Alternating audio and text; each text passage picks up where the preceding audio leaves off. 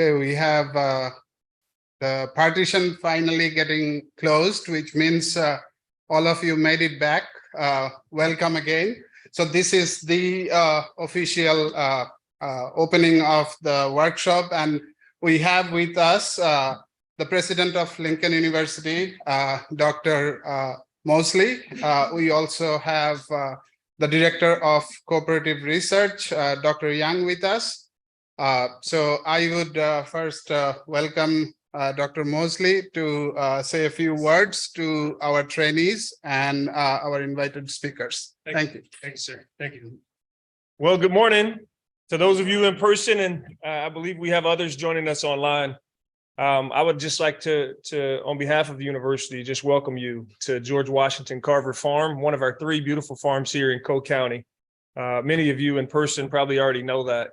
It's amazing the amount of research that takes place, the hands-on experiences that are provided to our students at these locations. And so we're really honored that you all are here today. Thank you to Dr. Barden for inviting me to come out just to spend a few minutes with you. Dr. Yang, thank you for your leadership of research. I'm excited. You can tell by my accent, I'm not from here. I'm from North Carolina. I grew up in rural North Carolina, where the gift from a father to a son, the generation before me, was about 5 acres of pine trees. And so that was my grandfather's gift to my dad when he passed away. It's amazing to think now that I get to do what I do at this university, and to come out and get to be a part of something like this. I'm not sure how it's felt about in many of your worlds, but one of my best friends in North Carolina, his parents and now him, they're loggers. And so they go out in thin areas. And so to think now that research at the university where I'm associated with is helping with things like that is really neat, because no way his mother would have ever guessed that I'd be in this role right now. We're glad that you're joining us for this 2-day workshop. I can see already that we're filling you with sugar and coffee, so you'll be bouncing off these walls here momentarily. But really just thank you. Thank you to our faculty, our researchers, the visiting experts that are going to be here to share with you all over the next 2 days. The work that you're doing is really important, not only for this generation, but for our environment and future generations. So thank you for being here.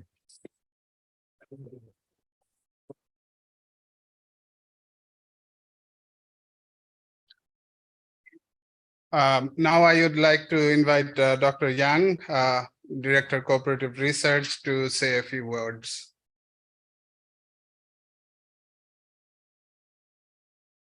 Thank you, Dr. Barden. And my name is Zhang Yang. I'm the Director of Research and Agricultural Experiment Station in the College of Ag and here at Lincoln University. And my background is not forestry. My background is soil chemistry. So as I introduced myself before, my research is pretty much focused on soil remediation and contamination, and also the water treatment, the drinking water treatment. On behalf of our college faculty and staff, I'm glad to, delighted to welcome all of you here at our George Washington Research Farm at Lincoln University. And as some of you probably already know, Lincoln University is a land-grant university, and our college on conducting food and agricultural research, and as part of our land-grant mission. And our research focused on animal science, plant science, food nutrition, food safety, and natural resource management, as well as social economics. And agroforestry and forest farm is one of our focus in our natural resource management research program, which is leading by Dr. Barden. And this forestry farming workshop is one of our effort to promote a sustainable agriculture, agroforestry practice, best management practice, and sustain our natural resource environment. Today, welcome here to learn each other and to learn the practice and technology, and which is related to forestry and natural resource management. And as everyone knows, Missouri is a natural resource rich, it's forestry rich, and also it's agricultural state. And our, the forestry conservation and proper management is critical to sustain our food production, as well as sustain our natural resource and ecosystem. And through the workshop, I hope we can learn the practice and technology on the forestry farm, and empower our empower and educate our farmer and landowner on agriculture or agroforestry farming. And so our team and expert will share our research funding and knowledge, and with current technology with all of you, and exchange the information to promote environmental and natural resource sustainability in Missouri. And I believe this workshop will be a great opportunity for all of us, and provides a platform to exchange information, collaboration, and partnership on forestry research. And so without further ado, I hope this workshop will be great a success, and everyone enjoying this workshop, and have a great day.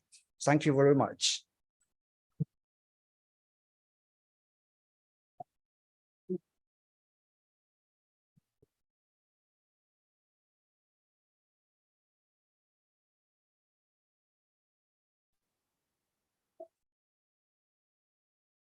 So next up is me welcoming you all again to Lincoln University Forest Farming Workshop.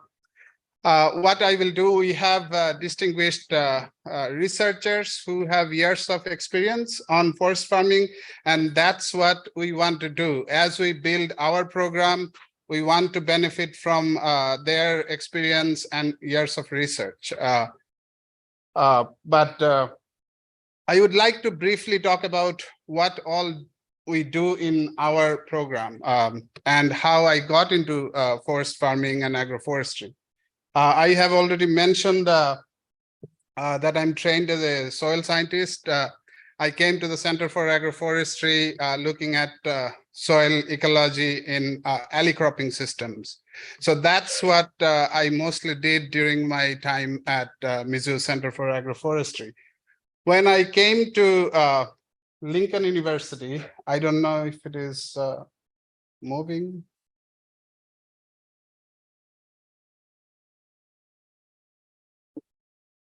Oh, I guess I have to share the presentation.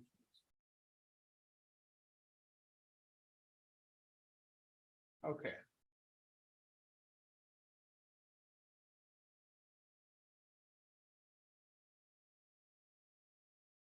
So when I came to Lincoln University, as any of you who are in academia, you need to figure out what will be the focus of your research. And after discussion with colleagues and mentors, we decided to focus on agroforestry research at Lincoln University. And these are some of the things that we have been trying to establish: forest farming, silvopasture, and other forest management practices that I have had experience while I was at the Center for Agroforestry. And the primary reason is because many of our stakeholders, Lincoln University being an 1890 land grant university, most of our stakeholders are underserved, not with a lot of land holding. And many of our small farmers have annual income of $50,000 for their farm or the family. So any sort of revenue generation would be very, very beneficial for them.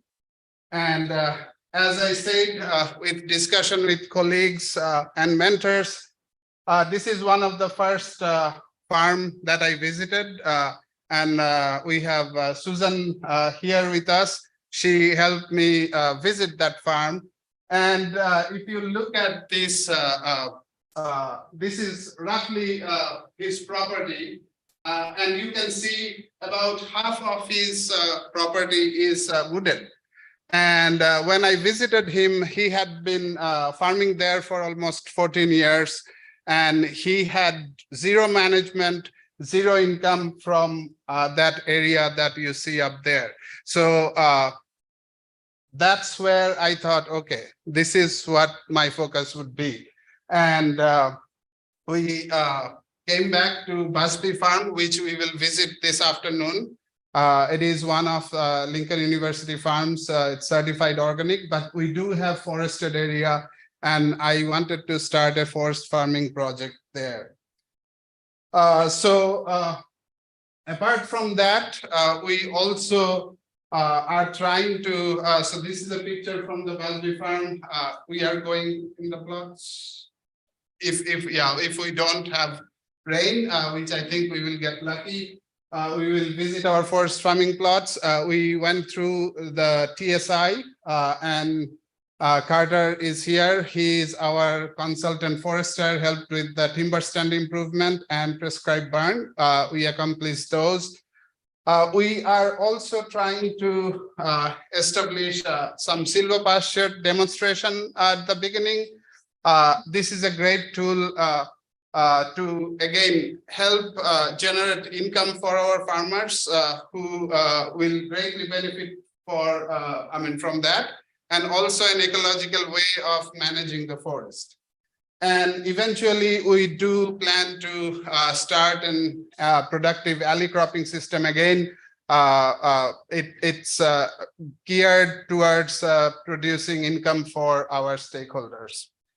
So these are the main agroforestry work that we do. We also have, that was not my initial intent, but we have also started working on some workforce development projects. So recently, again, we are in agriculture, but we got funding from NASA to work on agriculture and data science. So that's what we have a lot of students in that project. We will hopefully be able to incorporate data science and natural resources together. We are also, this happened last week. This is again from NASA. We are doing a summer camp exposing high school students to agriculture, data science, and natural resources. We also have our website. So if you take down this URL, we try to update our website as often as we can with all sorts of information. And we have great speakers who will talk about forest farming, and I'm not going to take their talk away, but I would like to put this picture. This is from India. I am from India originally. This is a picture from recent times, but when I grew up, I had almost, we did not have these raised beds or whatever. I could count up to 50 trees in my house, and we used to call them home gardens. So we had big trees, small trees, and garden vegetables. So forest farming is not new, but it's often not talked about, not researched enough. We know in the Northeast and in the Appalachian, we have forest farming coalition.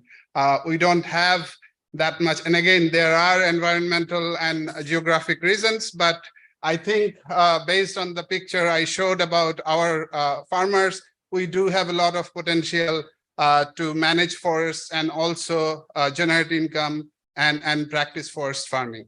So that's all I have. With that, I would invite Raylene Cronenberg. She will talk about this workshop. It's partially funded by SARE Professional Development Grant, and the reason why we applied for this grant.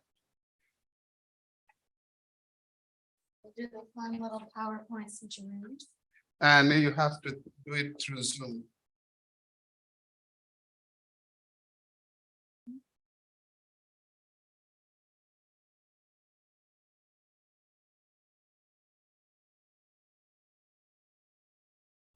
Yeah.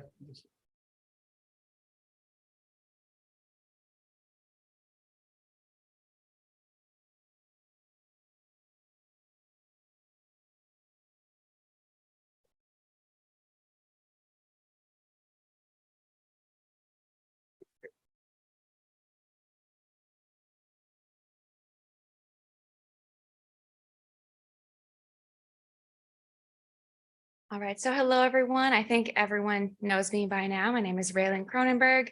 I work at Lincoln University with Sugata and have taken on sort of a leadership role in establishing our forest farming research out at Busby, coordinating those activities and starting our plants. So I really just wanted to take a few minutes this morning and kind of give you the background about why we are offering this workshop, and then mention just the funding source and sort of the larger piece of where this fits in. And so I'm titling my talk sort of this supply and demand of forest farming knowledge. So to begin, a brief background. During my master's at University of Missouri, I did a sort of two-part research project that looked at both our natural resource professionals' knowledge of agroforestry and landowner producer knowledge of agroforestry, and kind of comparing sort of the knowledge and the interest in both sides. Because as a lot of us may know, we see landowners reaching out and getting cost share through NRCS funding or working with MDC and other more local funding sources, trying to help them establish different practices on their land for conservation and woodland management. And so thinking about how, our landowners interested in agroforestry, and then on the flip side are our professional staff members, researchers, and those working with landowners and producers able to provide them the information they need. And so I started with interviewing several natural resource professionals from MU Extension, NRCS Natural Resource Conservation Service, and MDC, and asked them about, our landowners, talking to them about agroforestry and what do they know about agroforestry. And so some of the quick findings from that is a lot of our professionals look at agroforestry in a favorable light. I mean, I did this interview early 2020. And so I noticed that even in the past few years, there have been an even greater interest among the professional community and growing knowledge, which is exciting for me. And so they note that agroforestry can be very helpful for landowners. They think there is interest, but they did mention that in terms of like professional programming, there's not a lot of knowledge, and many of them are not actively engaging with landowners about agroforestry practices, including forest farming. And so the second phase of the research was this survey of Missouri landowners. So sent out a large-scale survey, 6,000 paper surveys across the state of Missouri. And we asked landowners about their farms, their interest in agroforestry and conservation, and then asked them to rate different agroforestry practices, including forest farming, for things like would provide conservation, could provide income, would be difficult to manage, trying to gauge, what is their baseline perception of forest farming and agroforestry practices, and to see is there interest, or are we just sort of spewing, pointless facts to people that it wouldn't benefit them. And so I was excited to find there is some interest in agroforestry and particularly forest farming. And it seems to be one of the more, I would say, hopeful or helpful practices for the state of Missouri. That one in silvopasture received sort of the most interest. And so this is a quick graph of those what we term desirability ratings of forest farming. And just this is a graph pulled from some of that research to show that Forest Farm had a higher mean rating for being like more desirable. Landowners liked it more than just either an unmanaged forest or a timber stand that was being managed for sort of a clear-cut rotation. And so that is exciting for me. And I also noted that forest farming received the overall highest rating of all of the different forest farming practices. So I think that the big takeaway from that is there is an interest among landowners for forest farming knowledge, and they think that it would be something applicable to their land.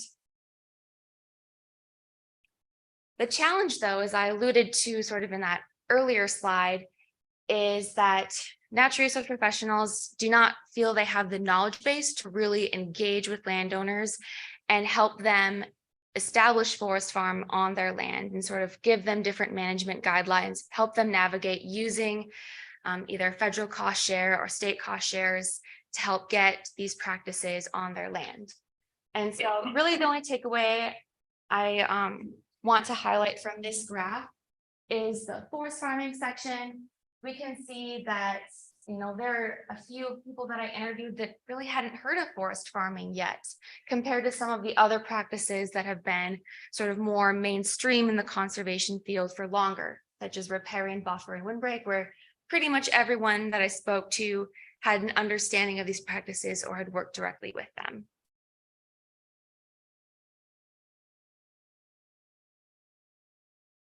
So that leads us to this workshop and the SARE. So North Central SARE, Sustainable Agriculture Research and Education, runs several different grant funding programs. We'll hear more about the details of them tomorrow. But the point is that this workshop was proposed as a means to help elevate natural resource professionals' knowledge of forest farming so that they're more able to, and so when I say they, what I really mean is you all being here, coming to learn more about forest farming, feel more empowered and more knowledgeable to talk about forest farming with farmers, fellow natural resource professionals, students, friends, neighbors, and start that dialogue about what is forest farming, what are the benefits that it can provide, and feel confident in what you're saying. I mean, it came out in the learning circle that I was in that we're going to need sort of two major shifts to get forest farming practices like on the ground and more widespread. One being knowledge sharing, which is what we're doing here today. And I hope that can leave you with that knowledge to continue to share. And number two, changing the culture. So right now we have a culture of the monoculture. And in conservation, we often think of just like protecting spaces and managing it primarily for wildlife. But as we can see in forest farming, there's opportunities to do more. As Sugata mentioned, there's potential for income while still managing and leaving the woodlands better off than if they were left untouched.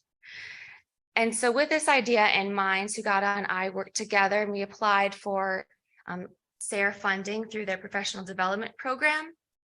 And really our goal for this workshop is to leave you with the knowledge that you need to go out and continue this conversation. And so SARE really focuses on sort of that train the trainer model and in empowering both natural resource professionals and landowners directly in reaching their conservation and land management goals. So that's what I will leave you all with today. And I really hope that you take these workshops as a chance to dialogue and not just like speaking to the crowd, but I want it to be a great chance to network. I met a lot of interesting people already. And so I think the value is going to come out of the engagement and the dialogue. And so without further ado, I would like to transition into our more formal sessions. And we'll be starting off with Hannah Hemmelgarn. She's coming to us from the Center for Agroforestry at the University of Missouri. And she will lead us through understanding a deep dive into forest farming as a practice. Well, I'll be at service level. Okay. But thank you so much, Raymond. Yeah. and Sagata, for having me. I feel so honored to be on the part of the lineup with some really incredible presenters. Y'all are lucky. Some great visitors and folks I think who are in Zoom today. So I'm going to start us off just with the very basic.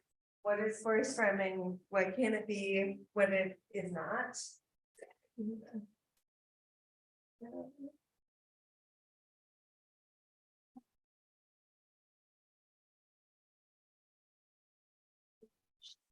Oh, yeah, that'd be great. Yeah. Once it's in this I know. other screen. Yeah, so I'm assistant program director at the Center for Agroforestry. I guess while we're getting this set up, I'll just share briefly what I do. As it relates to forest farming, I'm currently working on a project that's funded by the USDA ACER Maples Ag Marketing Service grant project that is looking at tree sugaring in the lower Midwest, and maples, of course, in the timber industry are a little bit controversial. We're not encouraging people to plant maples as part of this program. We want to help folks like Sugata and Raylan, I think, did a great job explaining. We want to help folks to start thinking about their forested lands if they're not already. And if they have maples, I'm not here to talk about maples, but if they have maples that can be tapped, let's get them engaged with those trees. All right, so who's the Center for Agroforestry? Quite a few of you, I'm sure, are already familiar. Anybody never heard of the Center for Agroforestry in this group?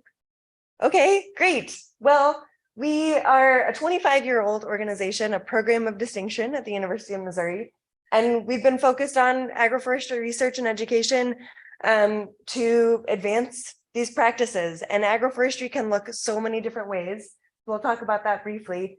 We have the only agroforestry graduate program, online or in person, in the nation.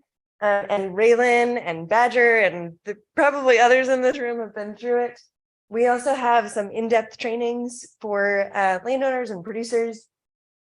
Our Agroforestry Academy is the probably most well-known of those. That's now a 5-week online course and a few days in person. And we're moving all of that towards an agroforestry certification so that those people who have gone through that program and know a little something about these topics can be, as Raylan mentioned, in a role to be identified and to help producers with those knowledge gaps.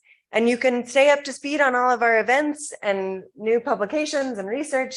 Go to centerforagroforestry.org, and at the bottom of any of those web pages, you can sign up for our newsletter. It's just a monthly newsletter. Highly recommend it. All right. I like to start off any talk about agroforestry with a nod to the plants and the land that are literally supporting us.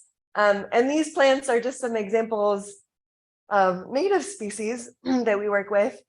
And I wanted to highlight some of these because, well, we're looking at some forest farming gems here, but these are plants that have been stewarded on this land for thousands of years by indigenous peoples for, long before colonization, long before the term agroforestry existed. And these plants are in the state and abundance that they're in part because of that long stewardship. Things, of course, have changed, and we have some work to do. And I think Janine Davis and Margaret Bloomquist are going to talk more about that right after this. But it's important, I think, in talking about forest farming, to think about the story of the land we're on. To really know that story is critical for this work. So we at MU, at probably Lincoln University too, University of Missouri is a direct beneficiary of Osage lands and wealth. And you can see from this really complex map, these are sticky topics, but this is a really cool, if you're interested in learning more about whose land you're on, if you're not from here, This native-land.ca, it's Native Land Digital put this together. It's an interactive map you can put in your hometown and learn all about all of these tribal nations. So we here are on the land of the Osage, the Oto and Missouri, the Alani, the Iowa, and other descendants of Degi-Hasuan speaking tribes, including the Osage, the Ponca, the Kaw, the Omaha, and Quapaw. And we are actively working towards relational accountability in our work, working with Osage Nation specifically right now. Okay, so what is agroforestry? The sort of textbook definition includes these 6 practices. They are community food forests. That's the newest addition to this list, typically smaller scale, highly diversified, maybe in an urban space. Silvopasture is the simultaneous management of trees, forage, livestock for the benefit of all of those components in one unit.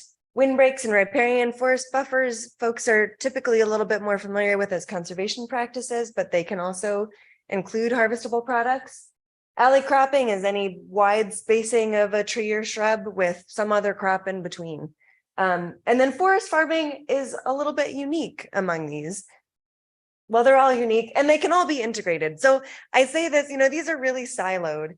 All of these practices can be overlapping.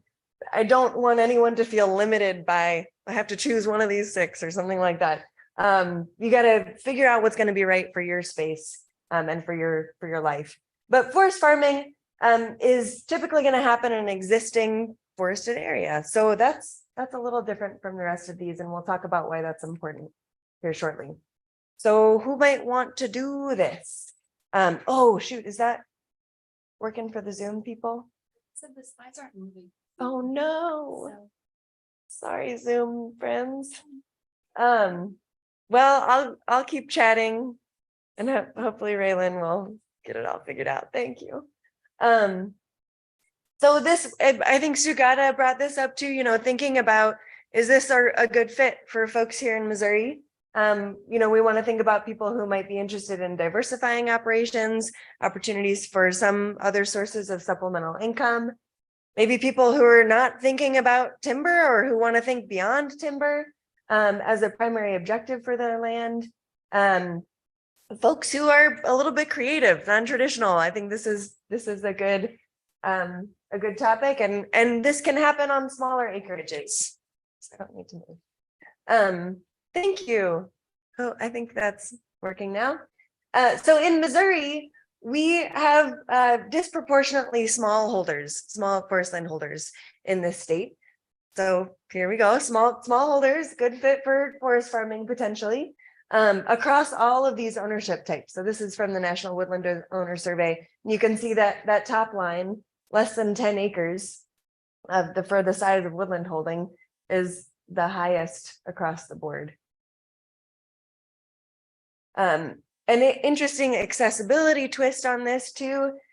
Can you all see these numbers okay? I realize it's maybe a little tiny. So on the left, you can see the Missouri average cropland values. This is from 2019. And they're twice as much or sometimes more than the acreage that's designated timber and hunting or recreation. We'll call that wooded land. So it's a more affordable land. This can work for people who have smaller acreages and people who are really trying to think outside the box.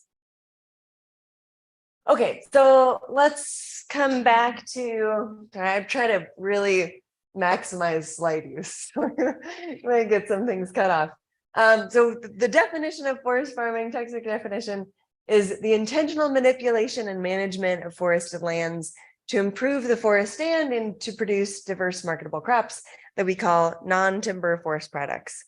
I like to call them beyond timber forest products to get away from that binary. But yeah, anything that's not timber can be a non-timber forest product if it's coming from the woods. So there's something we think of, I think, right away: maple syrup, mushrooms, fruits and berries, fiddlehead ferns, nettles. We got all kinds of stuff here. That's Leo Sharashkin is here in the Ozarks with the bees. He sells his forest honey at a premium. And that is a forest farming product. And then the maple syrup at the top here is from MU's Basket Research Center, which is where we're doing some of that work with Acer currently. And I have to give a whole other slide to the edible and medicinal mushrooms. And I know Marley's going to talk more about cultivation of mushrooms later on. This is its own special thing, and it really requires the right kind of setup. Like all of these, you got to have the right space for the right, right tree in the right place, right forest farming crop in the right site. But these are just some of the most commonly grown cultivated edible and medicinal mushrooms. I really like Field and Forest, fieldforest.net, and then Momyco. So a lot of people ask me like wild crafting mushrooms versus cultivating mushrooms. I think for a lot of these non-timber forest products, there's some middle ground, and we'll look at that sort of spectrum of, are we propagating and encouraging some of what's there already? Are we introducing new species? But in these cases, these would all be cultivated. Well, maybe not oyster. Oyster grows wild. Floral and decorative products are also included in this non-timber forest product category. Greenery, cut stems, berries, flowers, pine straw, pine cones can all be options. Specialty wood and craft products. I've got Missouri people on every one of these slides, so want to really highlight the people who are doing it now. These are, the top right is from Sandhill Farm, Full Circle Forest Products in Northeast Missouri. There are just so many things you can do here with wood products that might not be suitable for timber. Education and experience too. Agroforest tourism doesn't quite have a good ring to it, but oh, okay. I'm on the calendar. At the top there, his head is cut off, but Dennis Lindbergh who's pictured there, showing off his little ginseng and golden seal babies. So this can be educational to get more people involved in forest farming too. And some of the pictures on the bottom are from some forest school activities that I've been part of in the past. Anybody heard of Shinrin Yoku forest bathing? I would love to see this pop up more in Missouri. We've got beautiful forests here, and it's really healing. For those of you who spend time in the woods, you know just how healing it can be to be out there. And it's a long Japanese tradition. So, all right. And then probably the non-timber forest product that many of you maybe came into this thinking, these are the species we're going to talk about, are the plant sources for medicinal products. And we're not just talking about roots here. There are, the aerial parts of the plant, the leaves and stems, the flowers, fruits, the wood, in the case of oils, some oils, the bark, all kinds of things here. And of course, any of these can have value added potential. So Teeter Creek is in the Ozarks. That's that echinacea tincture pictured. And I know that Janine Davis and Margaret Bloomquist are going to get more into this, but this will be sort of a teaser for a lot of talks. But oh gosh, that's kind of hard to see in here, isn't it? The plants that are listed in red are on the United Plant Savers list of at-risk plants. So these are plants that have some conservation concern. They need our help in order to have sustainable populations. And the reason for that in most cases is because they're harvested for their root, which removes the whole reproductive capacity of the plant. They're valuable, so people are wildcrafting them and over harvesting them if they're not doing it responsibly. So there are a lot of opportunities here, beyond the profitability, the potential profitability. If your goal is conservation, you can be part of this and not harvest a thing too. So more conservation considerations, and this will be a lead in to some of the NRCS practices that I think are relevant. And we'll hear from, I'm pointing at Brian Cruz over there because he's going to share more about this later too. Timber stand improvement can contribute to forest farming operations, invasive species removal, towards increased biodiversity, habitat restoration, and again, protection of those species of conservation concern. And there's a link on here that is almost impossible to see and definitely hard to write down, but I'll share these slides with y'all. that has the MDC, Missouri Species of Communities and Communities of Conservation Concern checklist. So that's a useful reference for here. Okay, so what is forest farming? What is it not? What does it look like?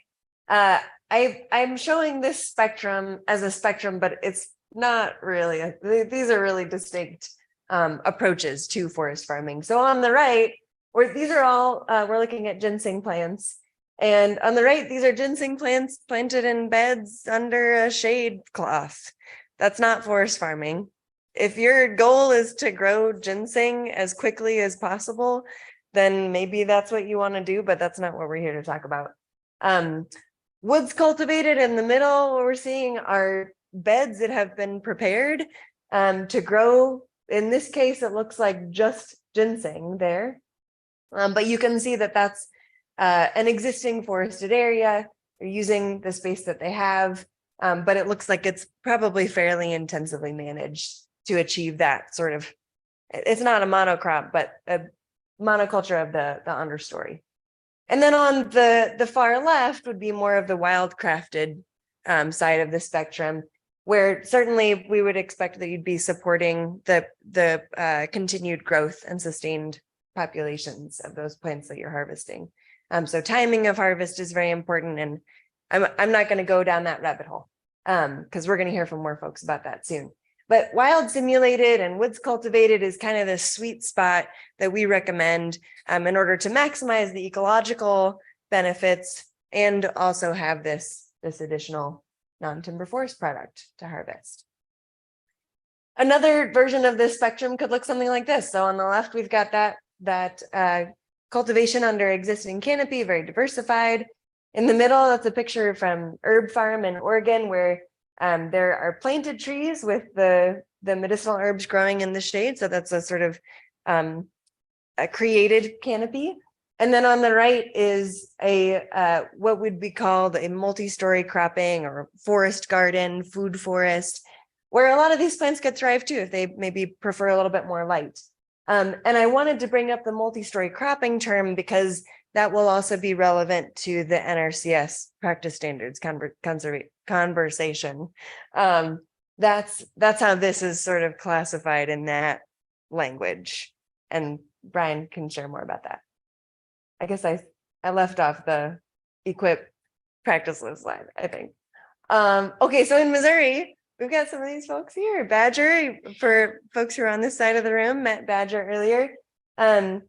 Badger Johnson is one of our agroforestry graduates and is now working for Rural Action. I don't need to introduce you, but and also working with us on the Chestnut Improvement Network, really contributing a lot. We love when people stay in the family. And his thesis is fascinating, in my opinion. Look at the impacts of forest management practices like gap thinning, group selection, and prescribed fire on the growth and reproduction and mortality, among other things, of a number of medicinal plants that grow here. There's a lot of good stuff in there.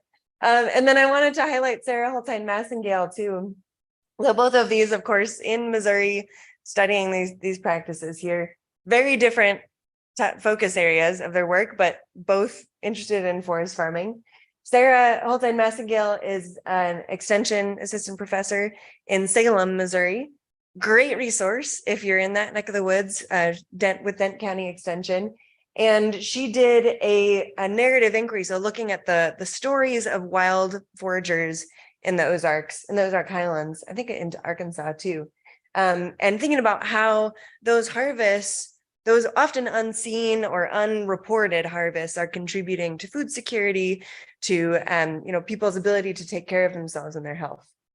Also, if anybody wants to read these very long papers, I'm sure that either of them would be glad to share.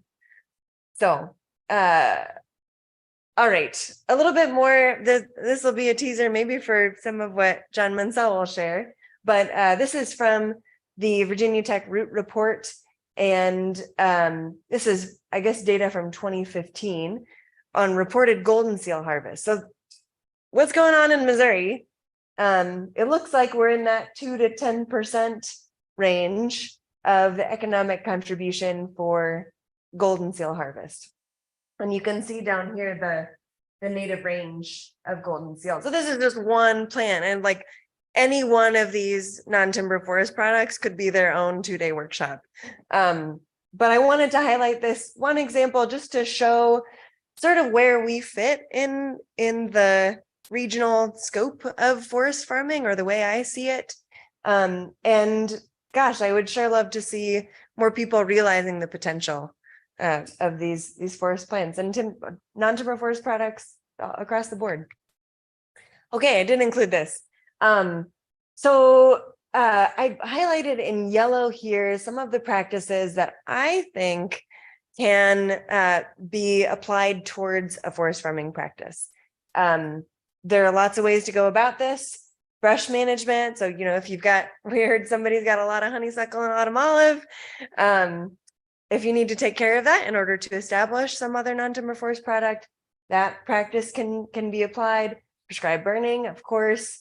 So, I mean, even establishing some of these within a riparian forest buffer, if it's large enough, could work for you. So there are a lot of ways to do this. I included alley cropping on that list too, because like we saw in the herb farm picture, those are trees that were established essentially as an alley crop with a forest botanical in the space between.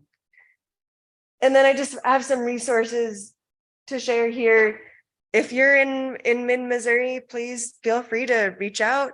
I may not be the person who has the most knowledge about whatever you're interested in, but I can probably find someone who does. Some of my favorite books here, there are many, many more. I've got the Virginia Tech Root Report link there, Appalachian Beginning Forest Farmer Coalition, tons of resources there. Probably hear from John a little bit about what's going on with that too. The Cornell Small Farms program also has a bunch of great resources on mushroom production and a bunch of other things. United Plant Savers, there's a lot here. So that's the teaser. That's we're just getting rolling here. Want to make sure we're all on the same page about what we're talking about with forest farming and agroforestry and all the potential. Questions before we transition? Okay. I think we're ahead of schedule. So. Oh yeah. Hopefully I didn't overstep into anybody else's topic for today. Yeah. Senator or Lincoln involved in any past with any research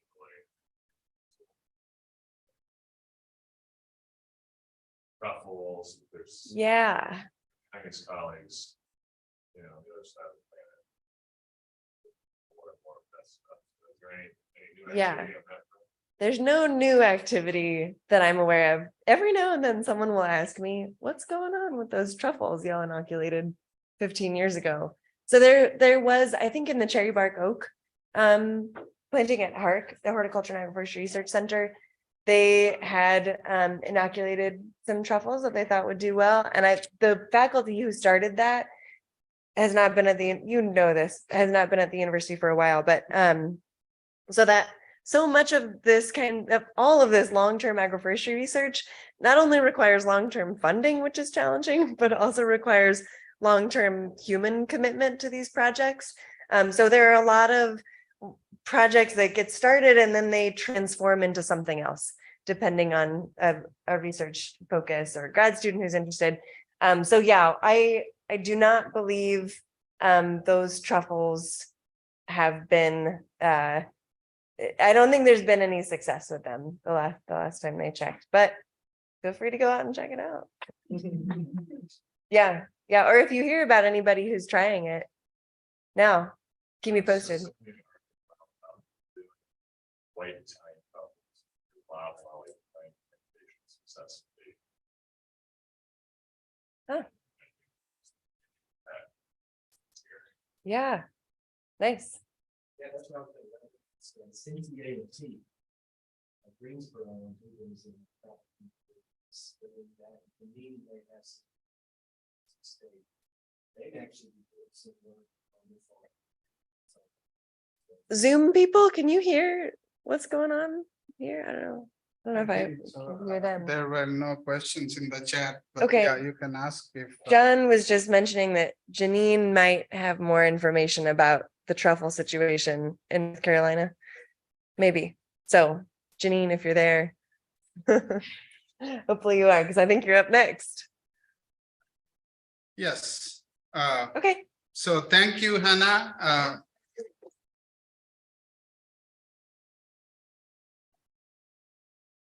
And we did not have any questions in the Zoom chat, and I asked for any live questions. So our next talk is scheduled at 10:55. We have little time. Feel free to walk around, pick up some snacks, network, and we will again set up the talk at. It's going to be a Zoom presentation, and we will get set up for that. So yeah. And on your thesis, Badger, I mean, that was before, as Raylene mentioned, she has taken up the leadership role. I did not have Raylene at that time. So your thesis was the main thing that became my McIntyre's tennis project. So thank you for that. All right. And did it change to photo credits? Yes. All right, we're moving. I love technology. This is just, I always like to make a note that I've given this same kind of presentation for many years. So to change, just to change things up a bit, I have shared from a lot of my friends within the industry and in the field, and I just want to give them credit for the borrowed pictures. So I was asked to talk about these botanicals, and I have made sure that all of them that I'm going to discuss are also native to Missouri. And the question is, why are we talking about cultivating them? Well, right now, medicinal herbs is just more popular than ever, and demand for many of these herbs is on the increase. And most of this industry has been satisfied through wild harvesting of these herbs, where people have just gone out into wild populations on private and public land and collected these herbs for sale. But the high demand has resulted in over harvesting. We have a lot of habitat loss, particularly to development, and climate change are all threatening these populations. But they can be cultivated. And this is very exciting to me where I live in Western North Carolina, where we have a lot of forested mountain land, and people would like to keep that land that way, but they need a way to make some income from the land other than timber sales. So many, many people right now are interested in this as an income stream from their forest lands. And the market is clearly supporting these efforts. I have been working in forest farming for 30 plus years, and it's just been in the past 4 or 5 that this has really gained in popularity. Consumers are becoming aware, and they're asking for forest farmed material, particularly for things that they know are threatened. So us cultivating is really helping with the conservation effort. From an industry standpoint and a consumer standpoint, cultivated material can be more consistent in quality than that is wild harvested, and you can be more positive identity. It's sometimes in the woods, it can be really hard to tell one kind of cohosh from another, where if it is cultivated, you can be more secure in what you're providing. And buyers now are seeking certain certifications. They want material to be certified organic. They want forest grown verified, and this can only be done if we are intentionally cultivating. So the plants that we're going to cover here in the next hour are going to be wild and naturalized species. They are all perennial plants that have a underground rhizome and root part that is perennial, and puts up a new top every spring and then dies back again in the fall. For all of these plants, the root is the primary, or rhizome is the primary part of interest to the market. But that is changing, and now more above ground parts are being used. So these plants usually have to grow for 3 or more years before you can harvest these roots. This is golden seal, Hydrastis canadensis. This was the first plant that I started working on in North Carolina because it was an endangered species in our state at that time. Came off the endangered list, and now, unfortunately, it is back on that list. It's a perennial rhizome. You can see the rhizome down in that left-hand side. It's bright yellow in color, the black shiny seeds, and then the plant. Right now in our area, the plants look very much like what you see in the lower right-hand side. Very inconspicuous little flower that doesn't last very long. It can be propagated by cutting of the rhizomes and by seed, but the seeds are a little squirrely to get to germinate. Takes a while to learn how to do that. But overall, it is fairly easy to cultivate, and lots of uses by, on the herbalist end, mostly to supposedly boost the immune system and as an anti-inflammatory. Has lots of uses. Another plant with really high demand is bloodroot, Sanguinaria canadensis. I like to include this plant because it shows the many multiple uses of many of these wild medicinals. It is also an herbaceous perennial that we propagate by seed and rhizome cuttings. At this point in time, almost all of it is wildcrafted that is sold through the market. So it has multiple uses. It is very much a medicinal. It's been used to treat a lot of skin lesions and skin cancers. Been used to prevent tooth decay. It used to be marketed as part of a toothpaste, a Viadent toothpaste, but it is also used as a plant dye. So I have worked with Native American basket makers to produce bloodroot, where they then extract their own red dye from that plant. And it's also used as an ornamental. So this is one of few of these plants that has actually had some breeding work done on it to come up with double flowered varieties that are very showy. So this is one of the first plants to come up in the spring. So people with shaded sites like to have this plant there. It is antimicrobial, supposedly also anti-parasitic. It is used as a wormer for reindeer up in Alaska. It's a kind of a fun and interesting plant. This is black cohosh. Black cohosh is in very high demand, but black cohosh is one, as I use for an example, is one that we really have to watch what is happening with the market and whether growers can make money or not with that plant. Because although this plant is in very high demand, the price paid per pound continues to stay low for most markets. And I think most of that's because it's still so readily available in the wild. So this is a plant where we're trying to drive more demand for cultivated material by the consumer that would help raise the prices to make this economically feasible to grow on the part of our farmers. It's also a herbaceous perennial, propagated very easily by seed and by rhizome cutting, best known for its use as a woman's herb, often for hormone replacement therapy as an alternative. This is ginseng. This is the granddaddy. This one for sure is the one that we get the most inquiries about, and it is by far the most valuable of all these plants on a price per pound basis. But ginseng is very different from all the other herbs. It's actually kind of hard to even talk about this one in the same conversation with the rest because the market for this plant is so different. Almost all the ginseng produced in North America goes through the Asian market. It has a very, very long history of use. Most of it goes through Hong Kong, where there's like something like 40 plus different grades in the way this plant is graded out. Wild roots, like you see on that center picture, that is a very, very, very old root. It's also very small, but it is quite valuable because of the age. And you see that long neck on it? That neck is composed of bud scars from each year's growth.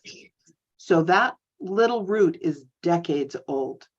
If we cultivate this root, it grows much faster, and you would have a root much larger than that within just a couple of years, but it is less valuable on a price per pound basis because there's more value for wild roots.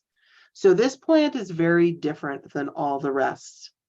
We could do a whole session on that, which we're not going to do right now. The point I want to get across is it is the most valuable, that the plants are threatened but not endangered. This is not an endangered species.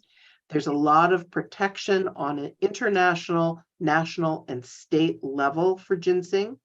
Many traditional uses for it, and it is also the most difficult of all these plants to grow. This is Solomon seal, and this is a fairly new one to our presentations. Solomon seal has always been on the herb buyers list. They have always traded in a small amount of this, but in recent years, demand for Solomon seal has greatly increased. And that's what goes true for any plant that has pain relieving properties. A lot of people dealing with pain. Many people can't get the kind of painkillers they had in the past. Many people are looking for natural treatments, and Solomon seal fits into this category. So our research on this is pretty new into how to effectively grow this on a commercial scale and be able to turn a profit with it. So there's very little information on how to grow it on a commercial scale. You can find how to propagate it and stuff on a gardener type scale. But so far, our growers that are producing it are finding it pretty easy to grow and to propagate. That's been our experience also. So this is one kind of a new plant to put on your radar and maybe start experimenting with. This is blue cohosh. We have been growing blue cohosh for decades, but it's also one that's been in very limited demand every year. So most people weren't bothering to grow it because it was just easier to go out and wild harvest a couple pounds to sell. But also with blue cohosh, there is more increased demand for it. A lot of this is an ornamental because it's a very beautiful landscape plant. So people are starting to plant beds of blue cohosh. It is slow growing, but we have found it to be pretty easy to grow. It also can be divided from those rhizome pieces or grown from seed. This is spikenard, a plant which we refer to as the backache plant, another pain relieving herb. So this one is also in increasing demand. We've always liked to have this one in our gardens because it's a big showy plant. So it looks really good if you're doing forest gardening and you're trying to make an attractive landscape. This one is tall and showy and has these beautiful berries.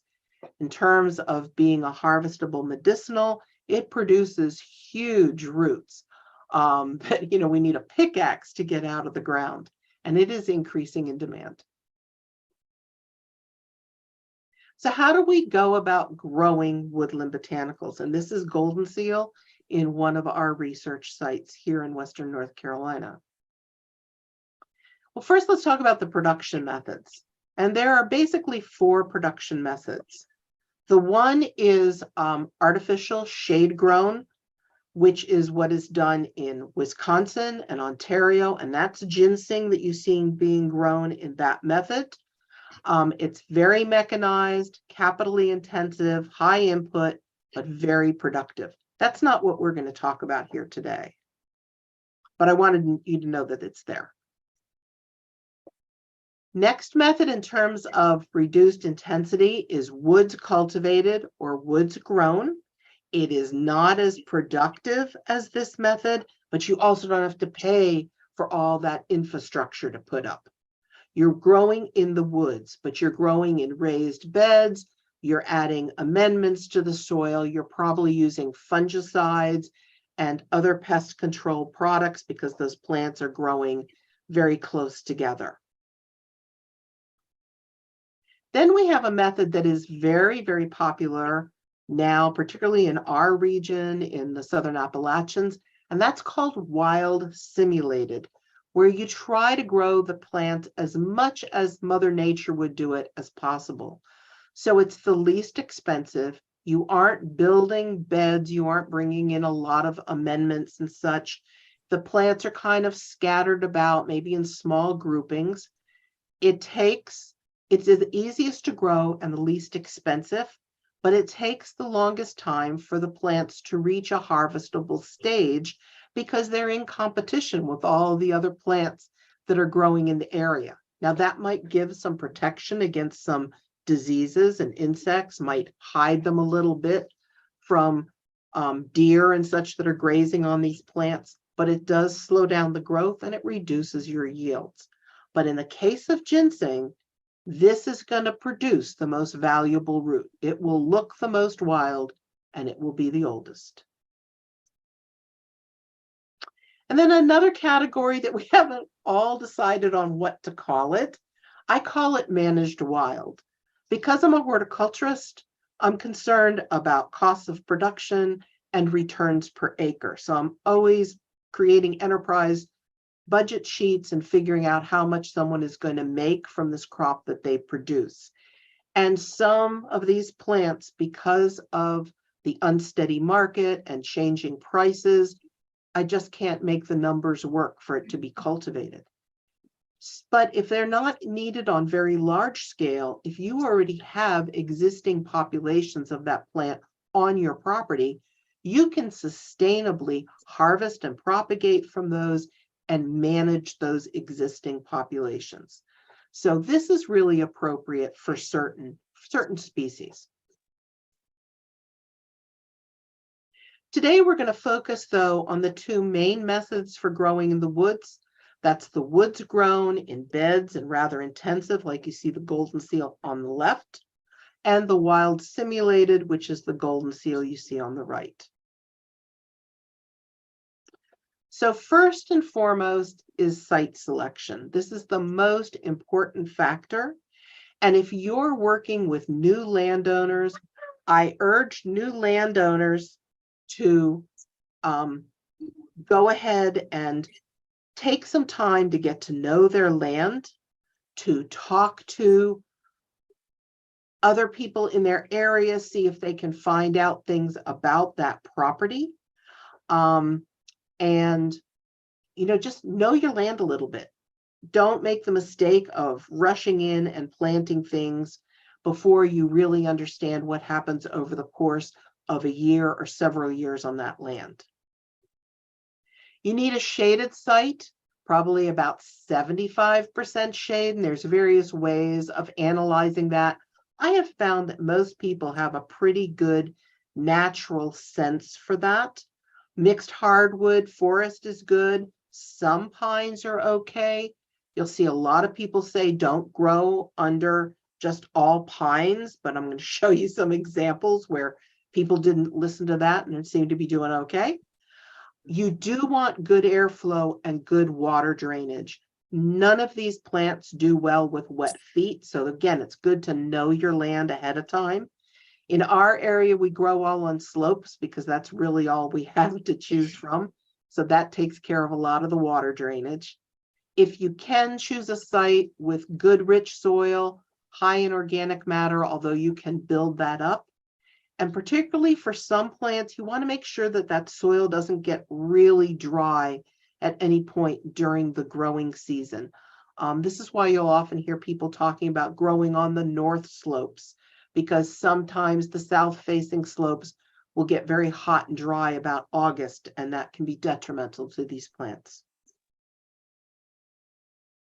Look for companion plants. Get to know these plants, do a lot of reading on them, go on wild plant walks whenever you can So you can find out what kind of plants grow near them. So if you know that ginseng likes to grow near where doll's eye is, that can help you learn what kind of conditions those plants like.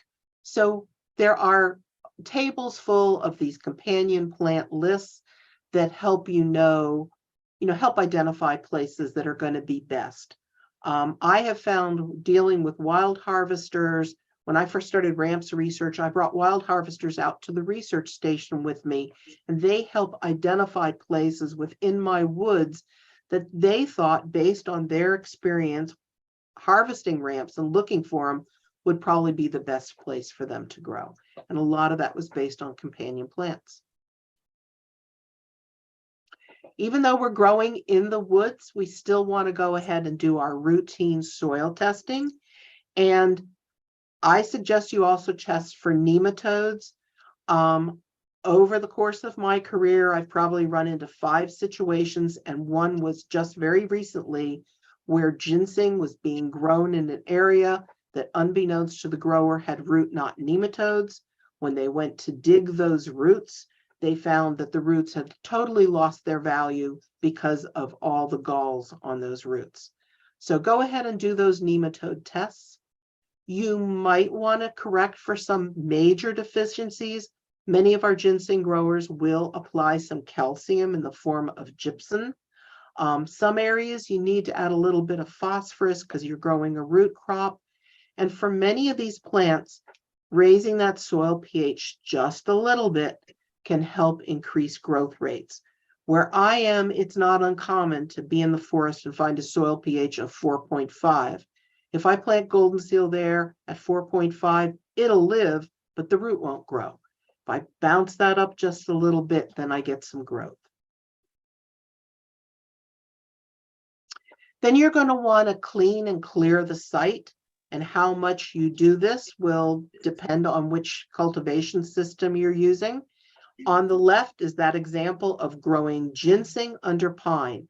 This is in the area we refer to as the high country in western North Carolina. This is a pine forest, and they planted big beds of ginseng all through here, and it is doing great. On the right-hand side is more of what we would do in a wild simulated setting, where we would choose a small area, rake aside that leaf litter, and sow our seeds or plant our rhizomes. For the woods cultivated botanicals, I'm finding more and more people now, when they build their raised beds, are actually putting sides on their beds because they're finding in the woods that if it's a long-term crop, those sides erode over time. I'm still trying to determine how practical this is to do on any kind of scale, but I am seeing a lot of it being done on small scale diversified operations, like I'll discuss in a little bit. But in this system, you would turn the soil either by hand or with a tiller. You'd add any amendments. You'd build those beds if that's practical. I've got areas in my area where there's just too much rock to actually build a raised bed. And then in this system, you can go ahead and use fungicides and herbicides if necessary. It's considered pretty acceptable. This is us putting in some of our test plots with a wild simulated system. You'll see in the upper left that we marked off the area we're going to plant. We rake aside the leaf litter. In the upper right, we're scattering our seed and some gypsum. You see on the lower left, the seed and gypsum there has been scattered, and we'll just kind of walk over that and push it in the soil.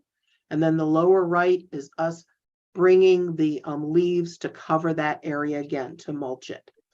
In this system, most growers don't use much in the way of amendments. They don't use fungicides. Really, the only thing they'll do is try to control any kind of animal damage that might be done, or watch for things that'll happen like erosion due to a tree coming down and water flow coming in the area or something like that. Seed and planting stock. Now, this is a really critical point that I'd like to make to you, that this is where you don't cut corners. You want to get high quality seed and planting stock from a reputable company that you know that they're giving you positive species identification. This is so important. This can be expensive, and it's really tempting to just go online and, you know, buy off eBay or someone you don't know their reputation. You might be fine, but then again, it might be a few years down the road and you discover you're not growing what you thought you were growing. There are many companies out there that are really good in this area. I'm just listing some that I work with and that I had quick access to their logos. And yeah, so there are going to be some of these plants that you aren't going to find a nursery or a seed supplier that has adequate material for you to plant any kind of volume. At that point, you might have to work with a wild harvester to get your planting stock. We're trying to build up planting stock nurseries so we don't ever have to go to the wild, but right now that's reality. And that is the case for you. You want to make sure it's done legally and sustainably.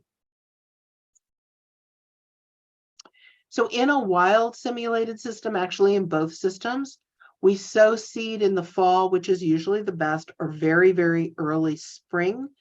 I'm finding most of the seeds work okay in the spring. Ginseng, you have to be careful. If it starts germinating and your seeds are all together in a bag, those little hypocotyls all get kind of caught up in amongst themselves and they break, and it just makes a mess. And just putting a batch of them out there and trying to spread them out when they're kind of attached and covering them and trying to let them grow doesn't work so well, because I've tried it. So really watch your timing on your seeds to get them out at the best time. We found that marking off an area and then weighing out the amount of seed that you want in a specific area helps kind of keep things fairly uniform within your forest farm. Now, if you're going to do a woods grown system, and here is that ginseng growing in among that pine forest, if you're going to do that kind of intensity, you can go ahead and mechanize. And we do have people that are actually using some push seeders on their raised beds. Others of them will use just one of these single plant seeders like you see in the upper right. So this is much more intensive cultivation with those plants close together. Then after you've got your seed in the ground, and you've got your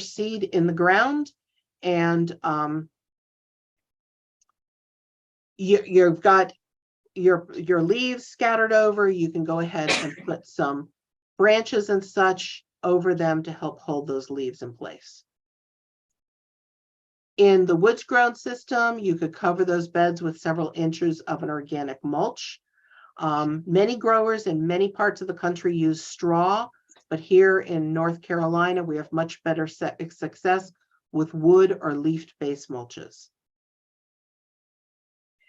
So then an important point is you don't want to just walk away and ignore these plants. You do want to get in and visit the sites regularly, look for signs of any animal damage, voles, for example, or diseases, insects, or whether somebody else has been into your site taking plants. We watch for trees that come down that can cause some erosion. So sometimes we have to build some berms and direct water away. And if a tree comes down, you might also have a weed situation you didn't have before. So you do need to come in and do routine maintenance. It behooves you to learn what kind of diseases and insects could attack your plants so you can be prepared in advance. We have found having a diversity of plants is good, having good air and water drainage. Prevention is best, having a healthy soil. Good air movement through that area prevents a lot of problems, but having good observational skills so you can catch a problem early is very beneficial. These are probably a much bigger problem than disease in most areas. Slugs are my nemesis. They follow me with golden seal wherever I go. Voles in particular, and a little bit with mice and rats, can just come into an area and cause all kinds of damage and can be quite challenging to control. Turkeys in the lower right will steal a lot of your seeds, and deer, and those are ones that were caught on our trail cam in that lower left. Now they don't bother our golden seal, but they will come in and do a lot of damage, particularly on ginseng.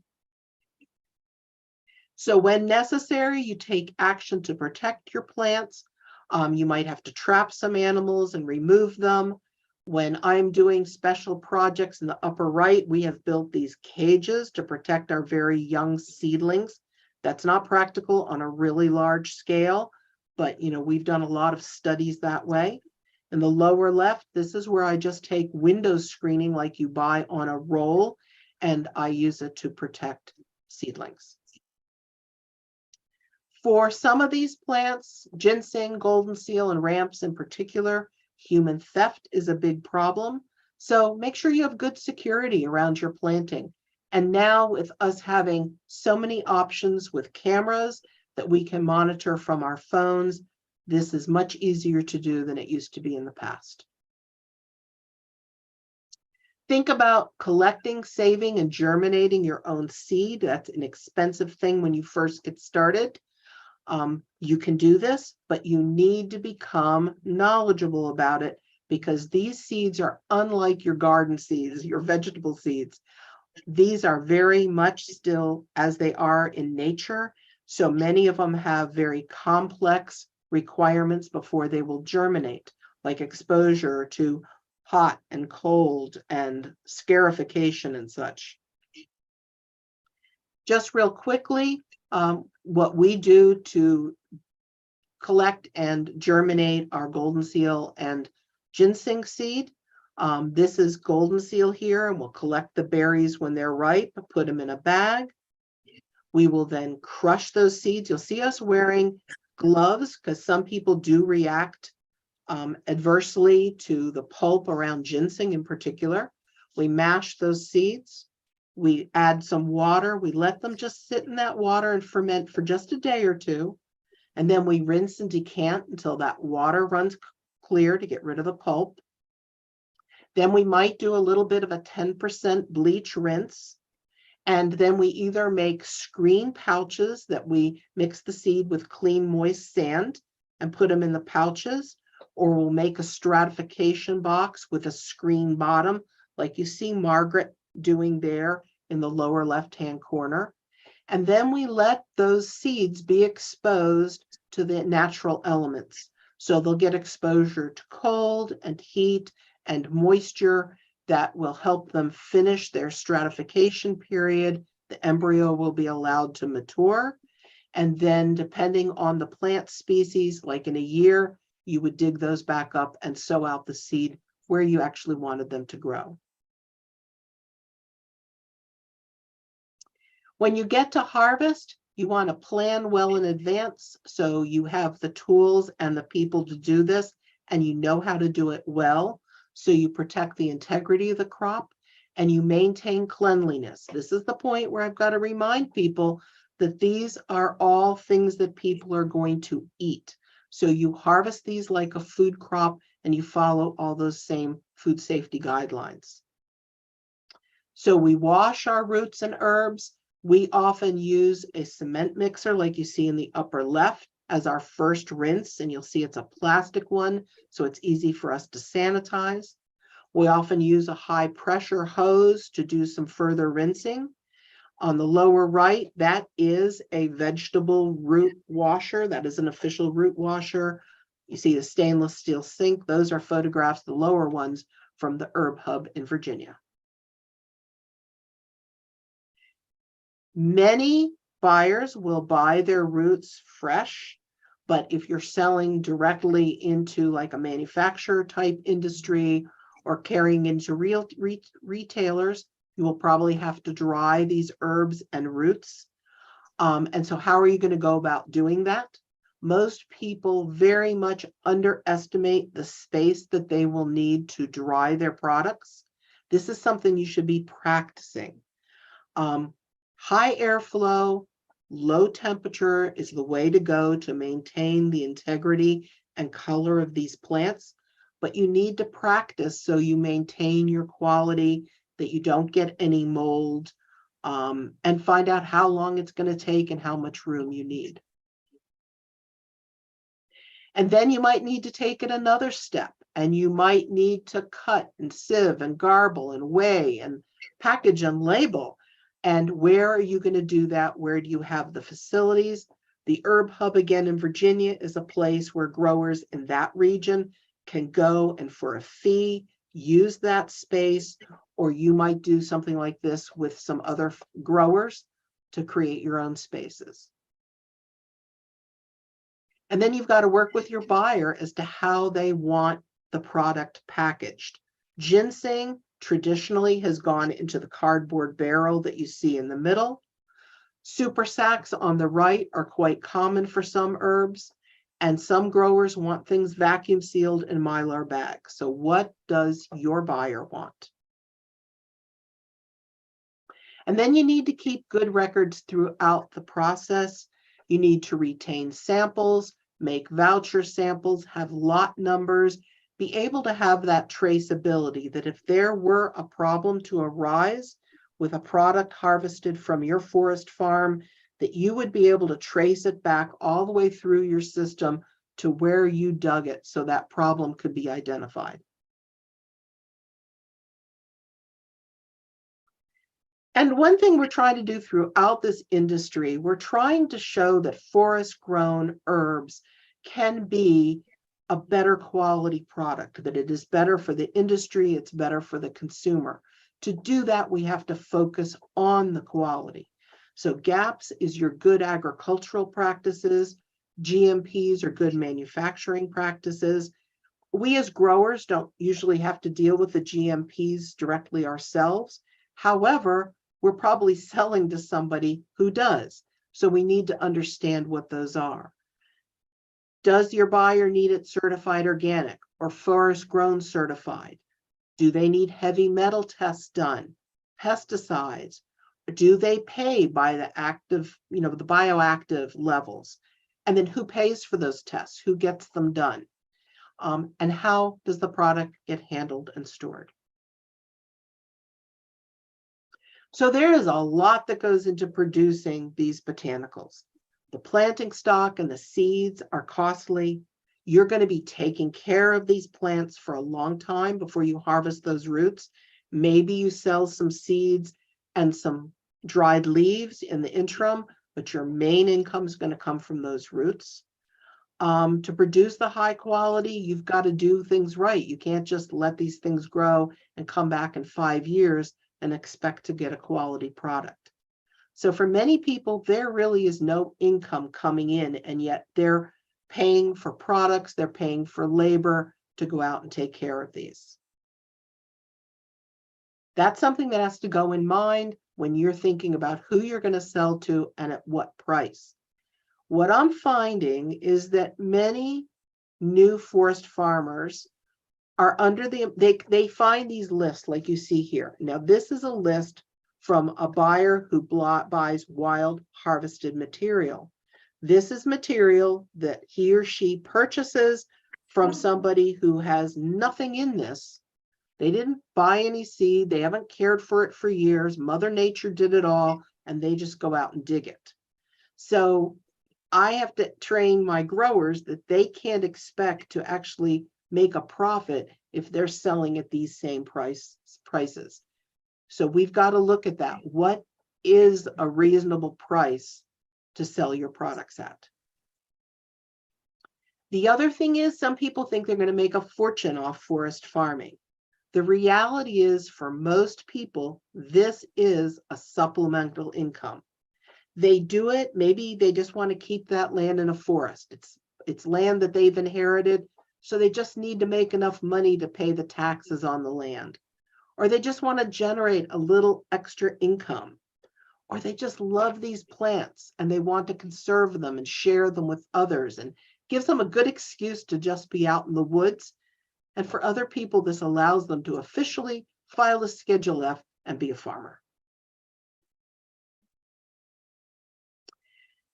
For many people that I see that are successful in this industry, the forest farming is one piece of a diversified business, And I love to use this example of my friends Ed and Carol Daniels with Shady Grove Botanicals in West Virginia.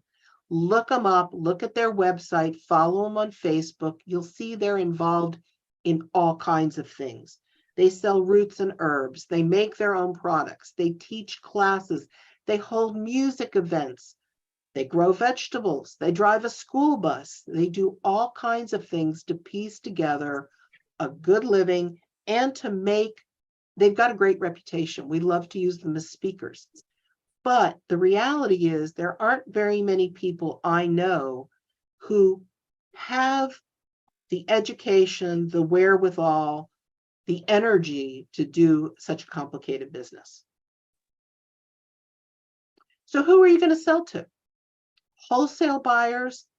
A lot of farmers I deal with on other crops, this is what they want to do. They love to farm. They don't want to spend time marketing. They want to harvest a good crop and sell it at a wholesale price. They're thinking volume. This is going to be the lowest price paid per pound. You often need 500 pounds or more to even start. It takes a while to build up those relationships and prove to these wholesale buyers that you can do this, but it can be great. You establish these relationships, and I know growers and buyers that have had this relationship going for decades on like 1 or 2 different crops.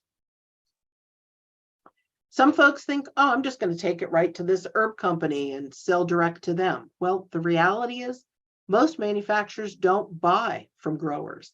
They buy from the wholesalers, the consolidators, the ones that have a supermarket of products for them to purchase from. But we do have some manufacturers that buy. And in my area, we've got Gaia Herbs, who's local to us. They'll often buy like 200 pounds or more. Red Moon Herbs is a small company. This is her products shown here. She'll do 5 to 20 pounds. An herb farm out in Oregon, they're really trying to develop this industry. So there are some of their herbs that they'll buy in quantities as small as 5 pounds. I also tell people to look for other opportunities. Tea manufacturers, body care companies making soaps and lotions, and distilleries. We have distilleries all around our region, and many of them use botanicals in their products. You can sell direct to some local retailers. Most of these are independent stores. If you've got this kind of contract set up, you are usually the one responsible for coming into that store on a regular basis and keeping those jars filled and fresh product there. Is that a way you can make money? Would this work into your business plan? You've got to have really high quality and really good service. You can make your own value-added products. And many people are doing this now. You've got to understand what the regulations are on the state, county, and federal level, but there's so many different products that you can make. You can sell it online. Now, most everybody has to have a website anyway, because, you know, I mentioned Shady Grove Botanicals, you're going to go Google it. Some people just sell everything directly online. That could be an option for you also. Or again, just running a diversified business. This is another one of our growers, Lori Burra, in my area, who just does all kinds of different things. And really for her, the teaching and the agritourism part has become a bigger and bigger part of her company. So the bottom line is you need to know how much you're spending on everything, how much time you're investing, thinking about taxes and advertising and all of that, to find out what it costs for you to produce these products, and then how much you're going to have to charge that you can actually make a profit. So there's lots of really great resources out there. This is an example, and I failed to do this ahead of time, but I will send a list of resources that can go along with this presentation that can be printed out or emailed to you, and it will have all of these books listed on here. This is my website. It also can be accessed by ncherb.org with a lot of really good information on woodland botanicals and forest farming. And this is our Appalachian Beginning Forest Farmer Coalition, which has turned into an incredible resource of videos and publications and webinars, just all kinds of really good stuff, a newsletter that comes out, and a way to interact with other people within the community. And with that, I would be happy to entertain any questions. How are we doing on time? Yeah, we're pretty good on time. Thank you, Dr. Dr. Davis. So any questions for her? I know we all are much informed, and we can probably start to think practicing forest farming, but any questions? Yes. You had stories of important liabilities from products that, right? I don't know. Did you hear the Yeah, question? I just got bits of it. Could you repeat the question for me? Did you hear about any liabilities doing forest farming? So yes, I mean, when you get into forest farming, you've got to treat it just like you would do any other kind of business.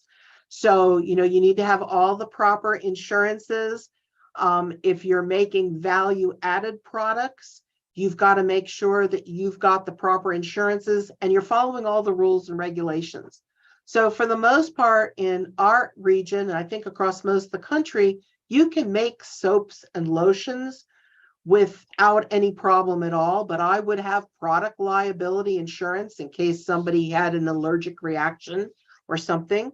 But if it is something you're taking internally, then you've got to follow the rules that go with food supplements, dietary supplements.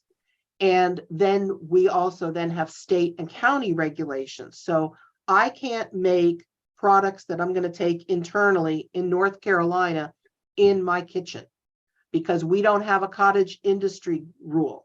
I have to go to a commercial kitchen. So those are all the kind of issues that you have to think about, just like any other business. Okay, thank you. Any other questions from the audience? Let me check if there is any online. Don't see any in the chat. I want to ask you about the holds. What's going on with the truffle? So here is another question. Do you have any information about truffles? What's going on? So yes, we have a truffle research program here. Our truffles are all grown in orchards. I don't consider them a forest crop. However, there are wild truffles that are harvested, and wonderfully over about the past 5, maybe 8 years, there is more and more interest in the native truffles that grow there. But I have not been engaged in any trying to really do that within the woods except to wild harvest them. All of the cultivation we have done has been more in an orchard setting.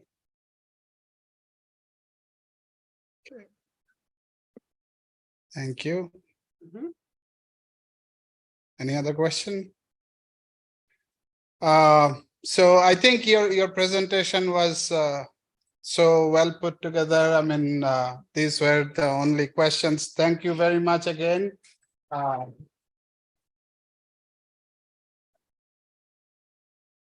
I guess at this time, after your presentation is over, we are heading for lunch. Unfortunately, we cannot do it via Zoom.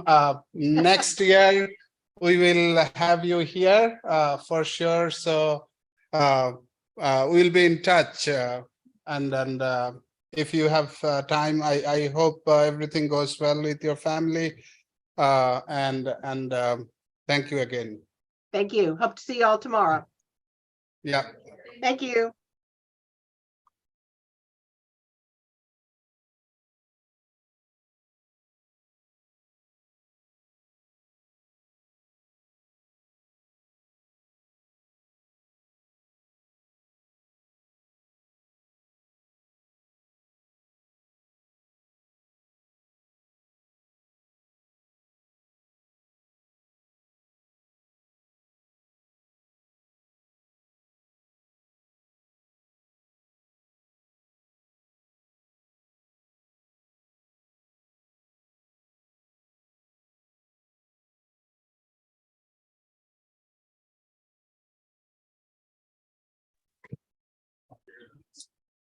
Hey, there was a beep.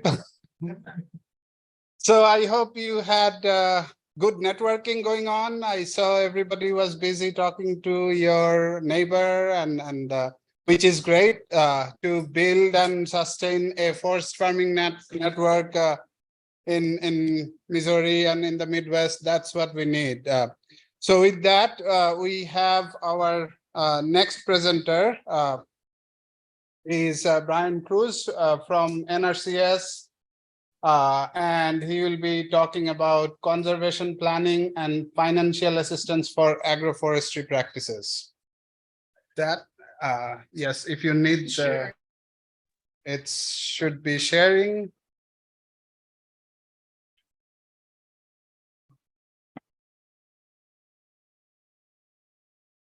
Is that how you progress it? It should, it was progressing at some point. I just wanted to check.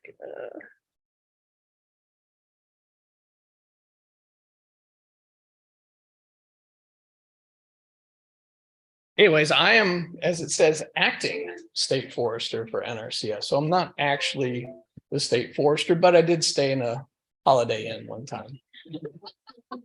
I'm an area forester for NRCS, so I cover 30 counties to the northeast of Missouri, so about a quarter of Missouri. But I was the state forester for Indiana for 6 years before this. So I guess I can probably just manually do it. I'll just manually.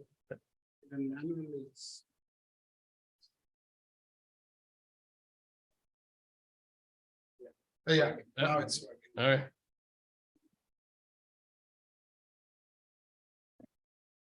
right. Who here has worked with NRCS? Has anybody gotten any of our financials? A few, probably a little bit less than half. Okay. So that's good. I'll give you a small little background on NRCS. So we used to be called the Soil Conservation Service.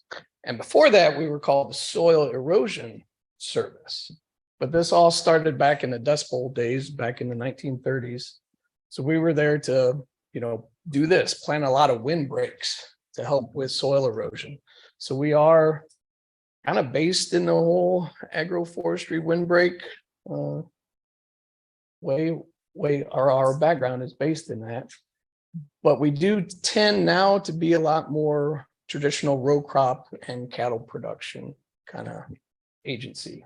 But now we're starting to dabble more with small farms and forest farming and urban agriculture.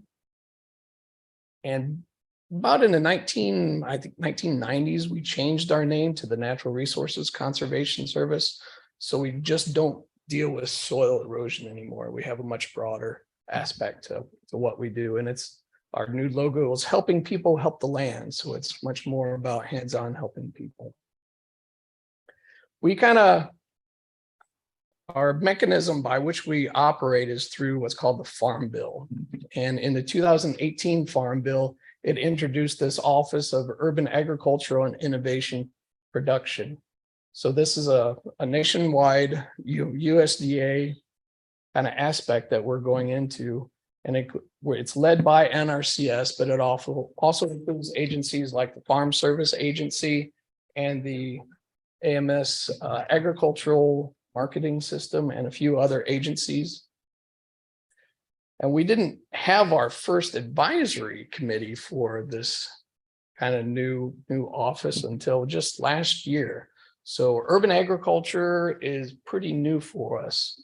And that's important to know because we don't always have the right practices and infrastructure set up yet to fully probably assist landowners with everything that they want to do. But we're working on it. The trends are towards, small scale agricultural operations. Does everybody know where their USDA service center is located? Some of you might.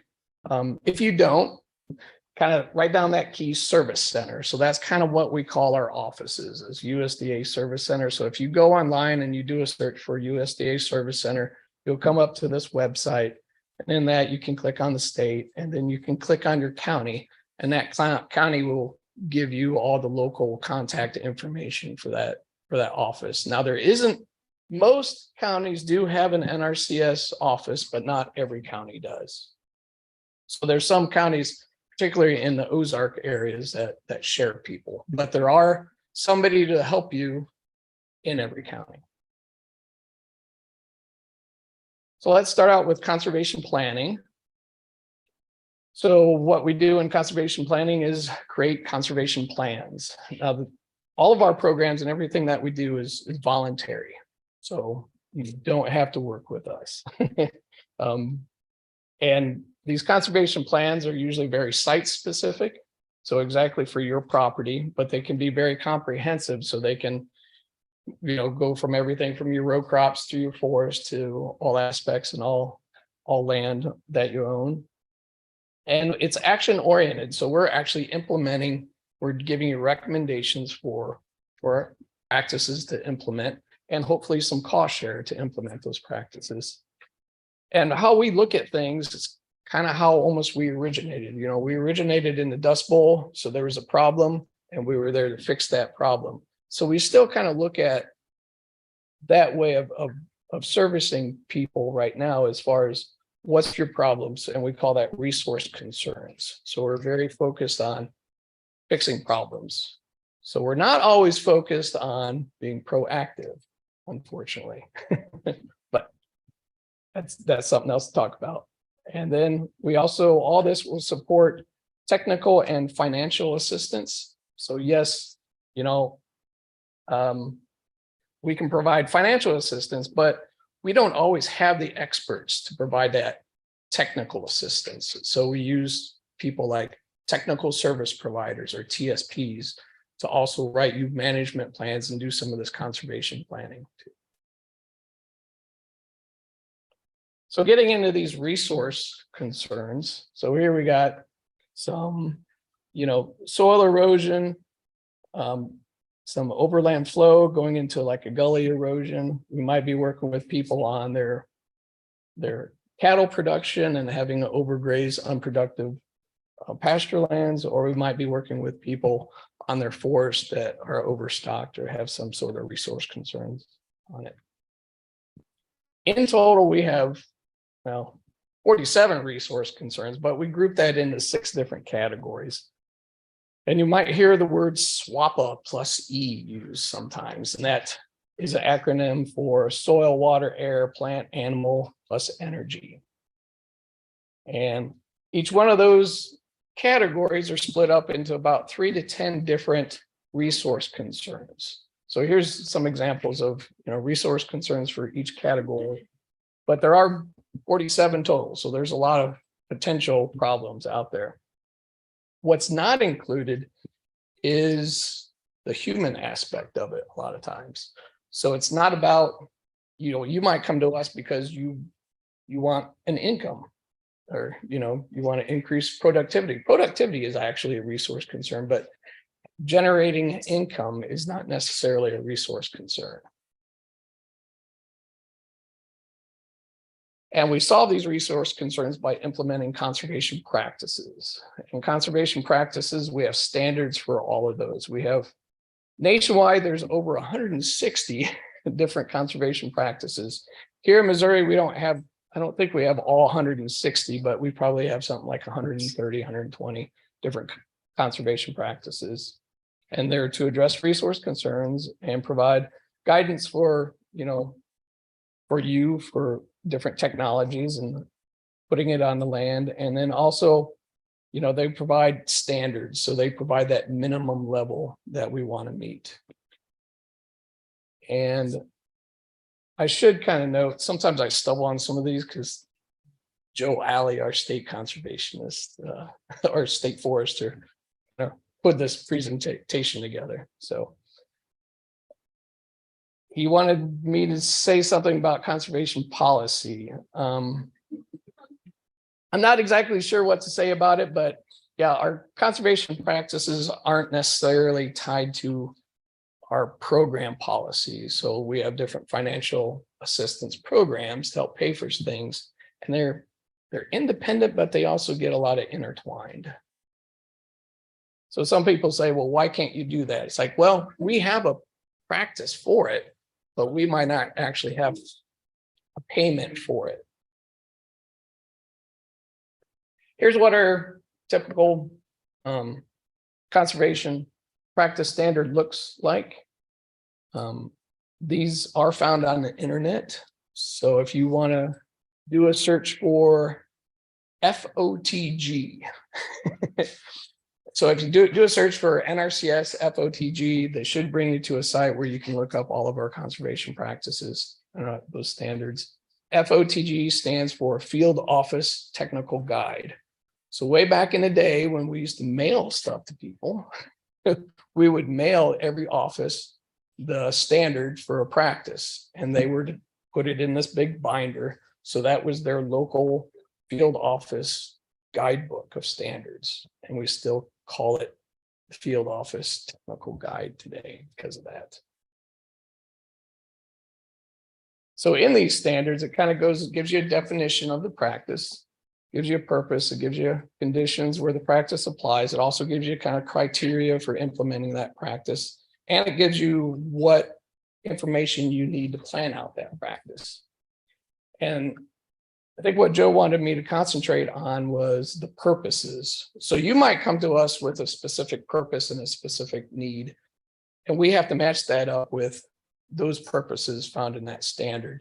So maybe, you know, forest farming, maybe your purpose doesn't really align with forest farming, but it might align with alley cropping or something like that. So we do have to follow this standard and keep those purposes. So for forest farming, or what we used to call multi-story cropping, you know, we're looking at increasing community diversity. So making sure all those species, you know, can work well together. We're also looking at improving diversity in different heights. And then there's an aspect to maintain soil health. So that's something that a resource concern that we can fix with it. And you could also be improving terrestrial habitat. So that's improving wildlife habitat. So you can have one or maybe all of those purposes, and then we can implement that practice. So I think Joe wanted me to concentrate on a specific conservation practice of tree and shrub establishment. So I'm just gonna kind of go through the planning process of how we would work with that practice. So tree and shrub site preparation is what we would call a supporting practice of that tree and shrub establishment. And this is where, you know, you would go out before, during the planning, and you could herbicide strips or prepare the site. Maybe you have to brush hog it or do something like that to create the conditions appropriate for planting trees. And then the actual planting trees falls under a tree and shrub establishment practice. And this is where we would tell you what species to plant, how many to plant, what would be the spacing. We'd also, if they need to be protected with tree shelters or fence or something like that.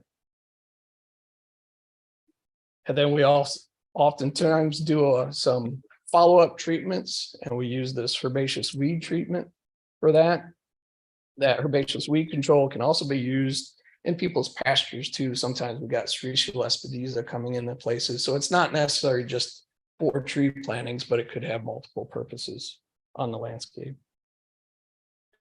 And mulching. So we do a lot of mulching for the trees and shrubs. You know, we don't generally combine herbaceous weed control with that. So if you're more want to go organic, and we can kind of provide some mulching assistance too for that. And we could do, you know, I think that is hay mulch, but we could also do wood chips or any type of acceptable mulch or landscape fabric. Yeah.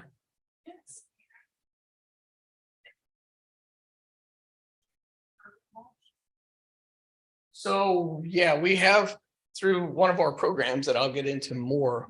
That's an item in there. So supporting practice to that tree planting. So it can be on linear strips of mulching, and it can be a per tree mulching too.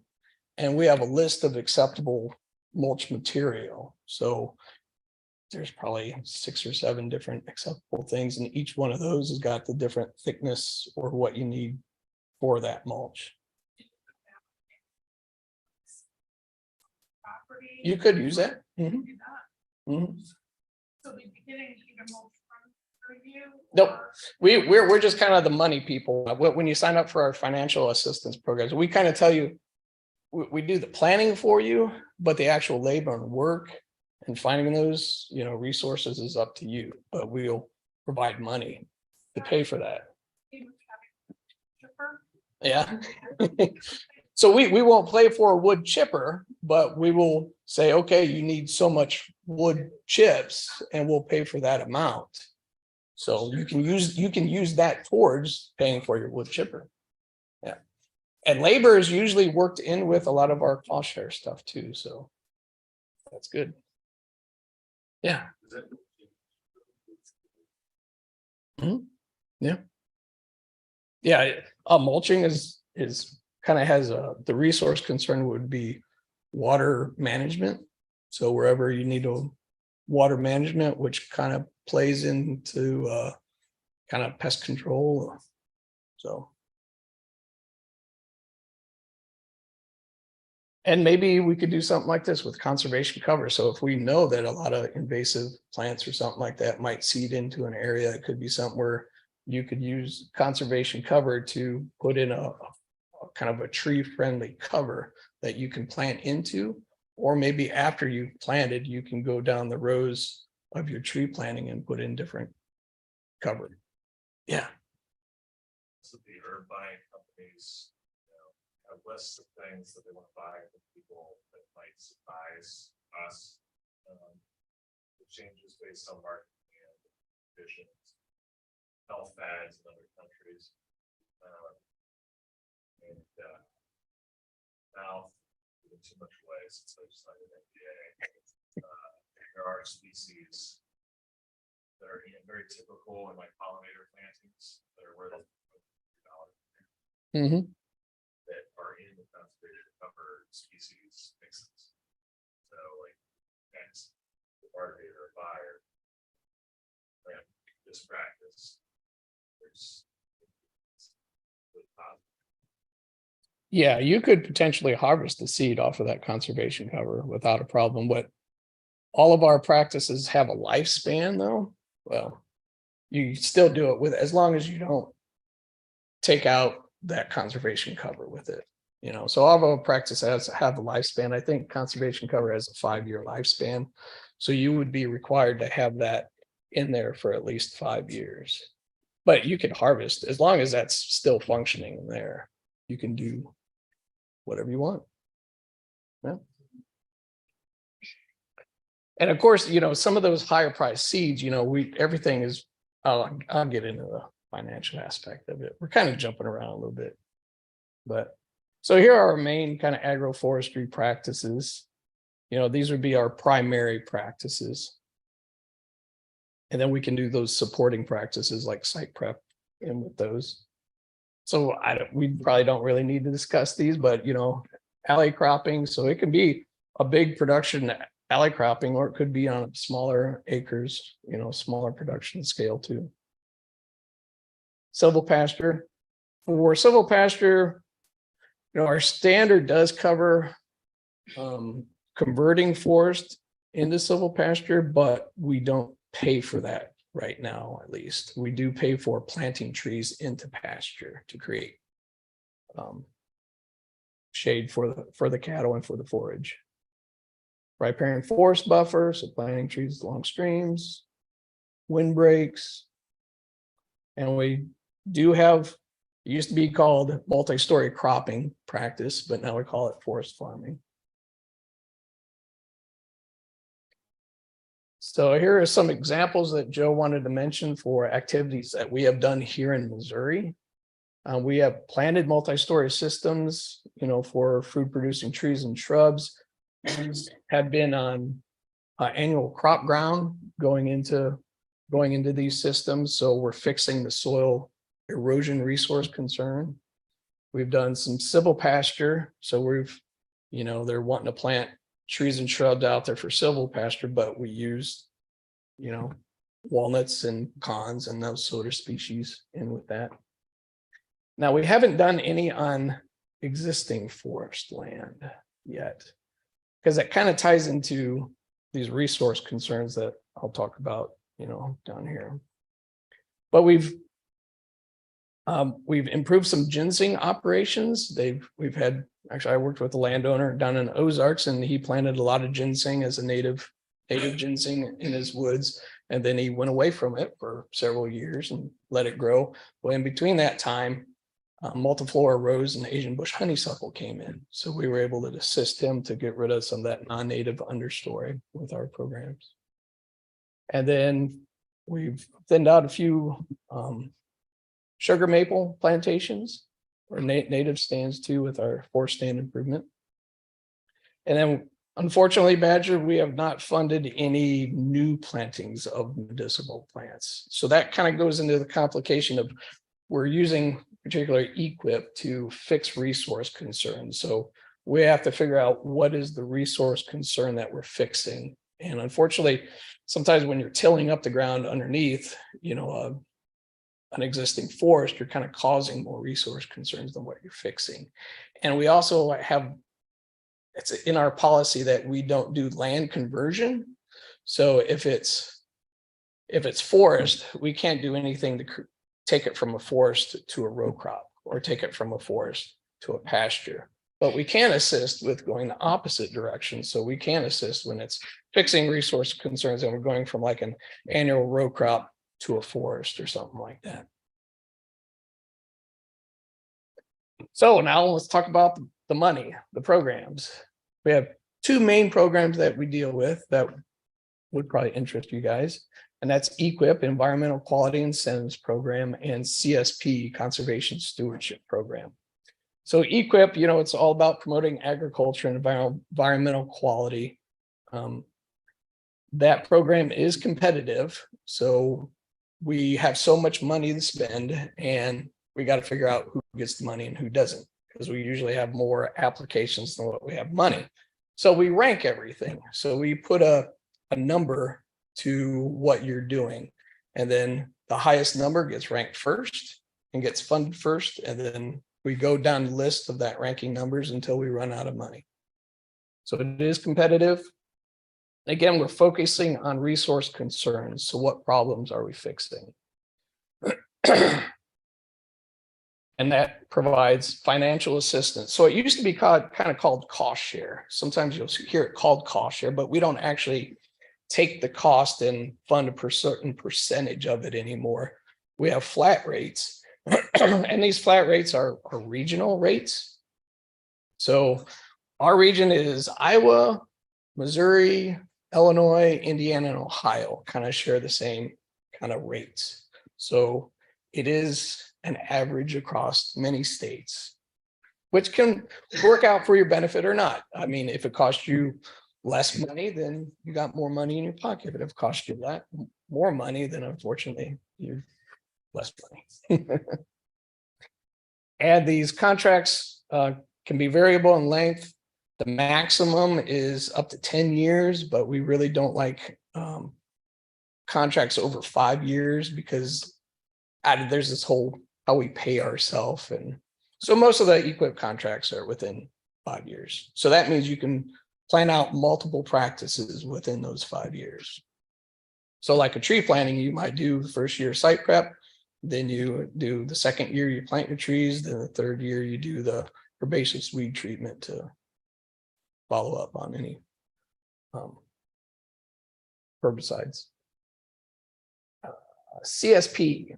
Now, this is a very complicated program, and I don't know if I want to go through the whole complications of it, but I'm going to touch on some of it. It is kind of like taking it to the next level. So we're talking about implementing what we call enhancements. So the idea is that people kind of fixed problems with EQIP, and now they want to kind of continue with doing good out there on the land. They want to go to a higher level of management and do more specific projects. So this is kind of oriented towards them.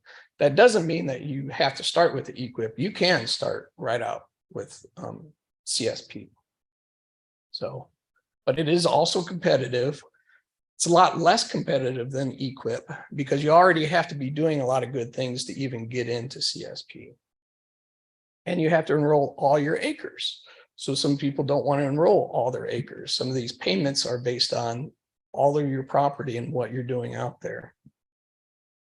And it has a fixed base payment. So if you're doing good things out there and you're fixing so many resource concerns, you get so much money per year as kind of a base. And then on top of that, when you want to implement practices or enhancements, then we'll pay you for those actual activities that you're doing too. So financially, CSP pays very well if you're doing the right things. So some practices, it doesn't really pay that much. But if you can line up a good enhancement to what you want to do, then it usually pays pretty well. And these are 5-year contracts. So a lot of times you're getting that base payment every year for 5 years. And then within that 5 years, you implement these activities. So then we also pay you for those activities in those years for 5 years. So let's use windbreaks as an example in EQIP. So we could start out with site prep practice, then do the tree and shrub establishment, mulching, and the financial assistance. It's roughly 75 to 90% of the cost. So these are regional averages. I'll get into a little bit more, which is the difference between 75 and 95%. But the contract length for a windbreak might be 1 to 3 years. It'd be hard to get everything done in, I think, one year, but probably 3 years. So this is a slide I added because I wanted you guys to actually see what we pay for practices. So you might want to at least write down the words payment schedule. So if you do a search for NRCS payment schedule, it'll take you to this payment schedule website right there. And in that, you can scroll down to Missouri, and it gives you a list of all these different payment schedules. So we'll look at the Missouri EQIP payment schedule and our overall Missouri scenarios. This would be just part of the payment schedule for windbreaks. So we itemize out, there's a lot of different options. This document is pretty big because we have an example of, to pay for just bare root shrubs. Then we have one to pay for bare root trees, and we have one to pay for bare root shrubs with irrigation and bare root trees with irrigation. So we have all these different scenarios that we can choose from. So I was going to print out this list for you, but the list is pretty long. So it's better for you guys to get on the website and look at the prices yourselves. You're talking to your NRCS at the county level. How do you get that 390 figure instead of that 48 cents figure? Oh, that 390. So, okay. Yeah, let's talk about this HU and then others. So HU stands for historically underserved, which I bet a lot of people here would be qualified for historically underserved. Historically underserved is if you are a beginning farmer, so that means you started farming within the last 10 years, or if you're a minority group, or if you make less than the average, well, for your county, for whatever they consider what is poverty level, if you make less than that, then you're historically underserved. Or if you're a veteran, you're historically underserved. So those people get the 90% cost share rate, which is good. Everybody else gets 75.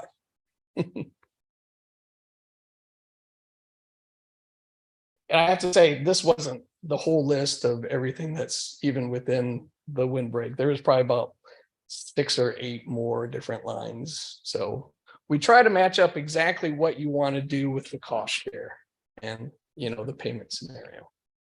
Can I say something? Yeah. I didn't realize the region that the cost of making. Mhm. Missouri is probably.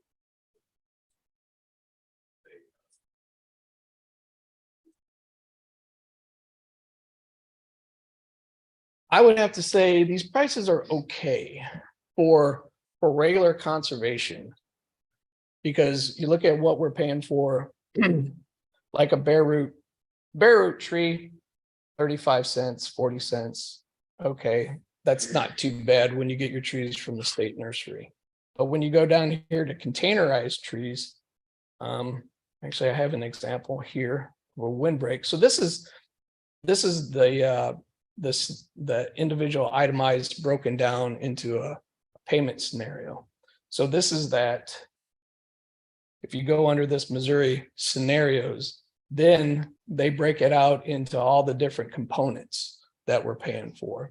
And if you look at these components, trees, hardwood trees potted, we're only paying $14 per tree. So that is because it's a normal typical conservation tree, you know, not one of these improved varieties. So that's where we're a little bit behind on the 8 ball, is that we need some better payment scenarios for your guys' situations with improved varieties and higher priced containerized stuff. But what's nice is with windbreaks, they add in, usually you're going from a row crop situation to a windbreak. So they add in what's called foregone income. So this is the little perk that they give you to get you incentivized to do this practice, is that they pay an additional quite a bit more money that kind of makes up for not paying much for the trees. So sometimes it averages out with the practices. Sometimes it doesn't average out very well. On windbreaks, it's not too bad. So this is a good site to go through. You know, we also pay for labor. So that labor is worked into those prices too. So if you do the labor, then you can pay yourself to that flat rate.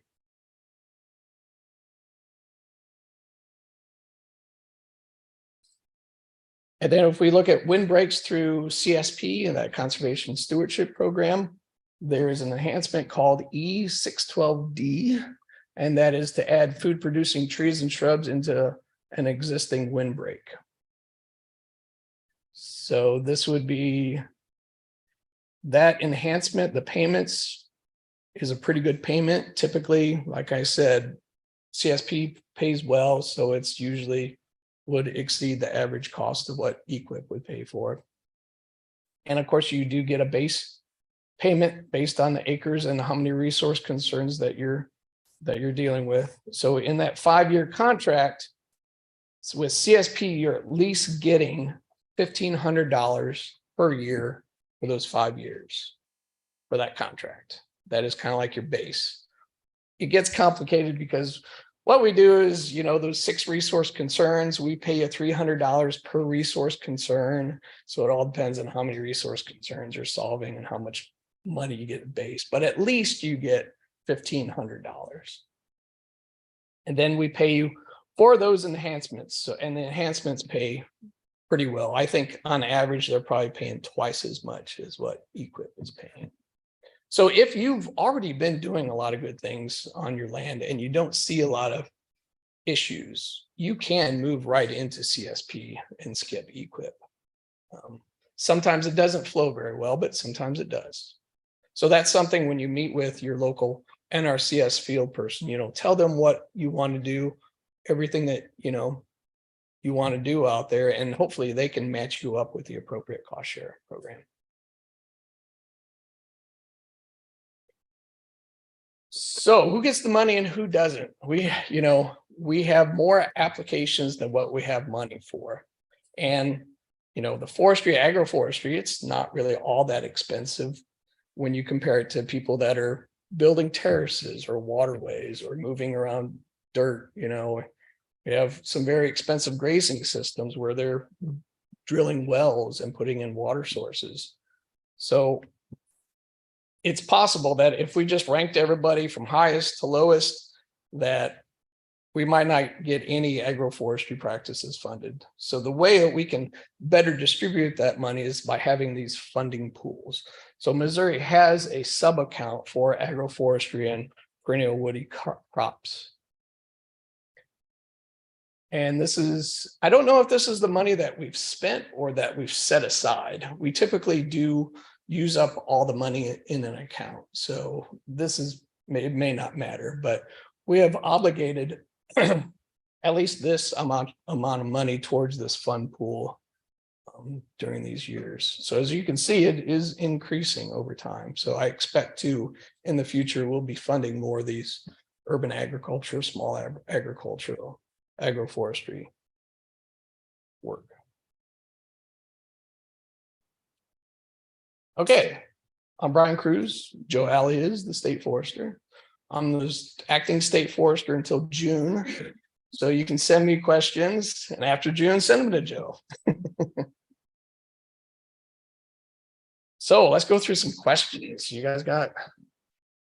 Yeah. On the contract of either contract. Mhm.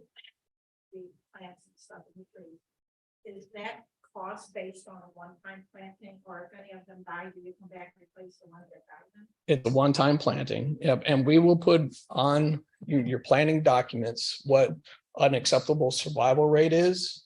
So as long as you're within that survival rate, we call it good.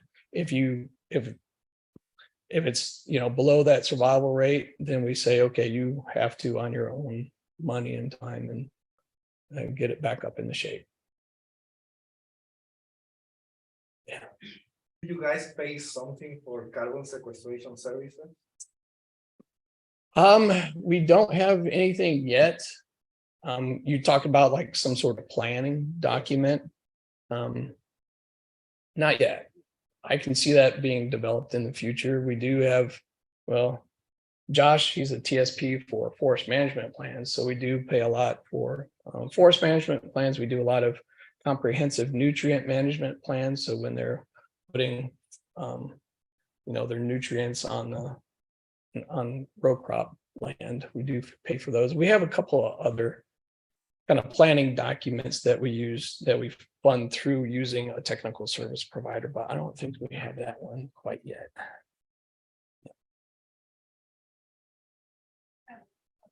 Mhm. So when you're planting the great plants and part where you can add food Mhm. plants like that, you get to pick what those are, do you just already have a list? Yeah, we have a list and stuff that would work, and we have to match up to make sure that what you want to plant is acceptable to that soils and everything. And we have, you know, planning documents so that CSP enhancement has a CSP sheet that kind of goes through all the little nuances of implementing that enhancement. Yeah. So you might have an idea, which we would definitely consider, but if it's contradictory to something that's in that document, we might have to say no to that thing, or, you know. Mhm. Things that do well. Yep. Yep. Felt like easier. Yeah, we definitely consider though what you want and your goals. Yep. Mhm. In fact, it's harder for us when we don't get those ideas and those goals from the landowner. It really helps us to narrow down what to do. Yeah, but Your invasive control program limited strictly to removal of invasives, or you also sponsor planting stock with seeds for that stuff? yeah, we can do that. I mean, that would be a different practice. But yeah, if you had invasives somewhere, we could cost share to remove those. Usually we do it through the woody stuff we do through 314 brush management. The herbaceous stuff we do through that 314 herbaceous weed. Yep. So we would do that, and then we would do a follow-up 612 tree planting or conservation cover or something like that. Mhm. Yeah, we could do natives. A lot of times natives, we can do a lot of native stuff. Yeah. And that would be probably, you know, if you wanted to orient it towards pollinators, we could do something called well, there's just a pollinator mix that we can fund through different practices. Mhm. Yeah. What percentage of the applicants get awarded annually? Good question. So it's nice that we split up into different fund pools, and I think we probably have like a dozen different fund pools. So at least people have an opportunity to get at some money. It depends on the year and how many applications we get and how much money we get from Washington, DC. I'd say it feels like for at least forestry, we probably fund about 75%. And sometimes the state will even fluctuate that into different fund pools. So if you have a fund pool that just hasn't been funding very many of the applicants, you know, maybe they're just, you have a few contracts that are really expensive. So it's like, oh no, we only funded a third, you know, of the applicants. In a few years, after people keep applying and they don't get funded, they get very frustrated. So sometimes the state will say, okay, for this fund pool, guess what? We're going to fund everything. We don't care how much it costs. We're going to fund all the applications. So sometimes that happens too. And I think that's a good way to kind of maneuver things around to make sure that people are getting funded for their applications. Yeah, Corey. And it depends on your area too, on how many will be funded based on what you're putting in.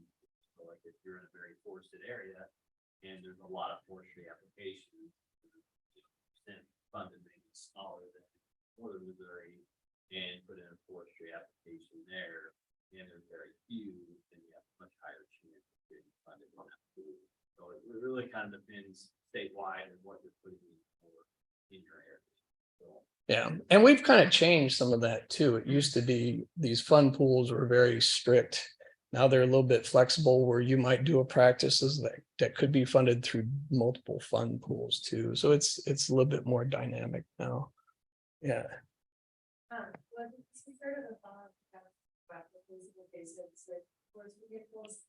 Would the cost share rate be different?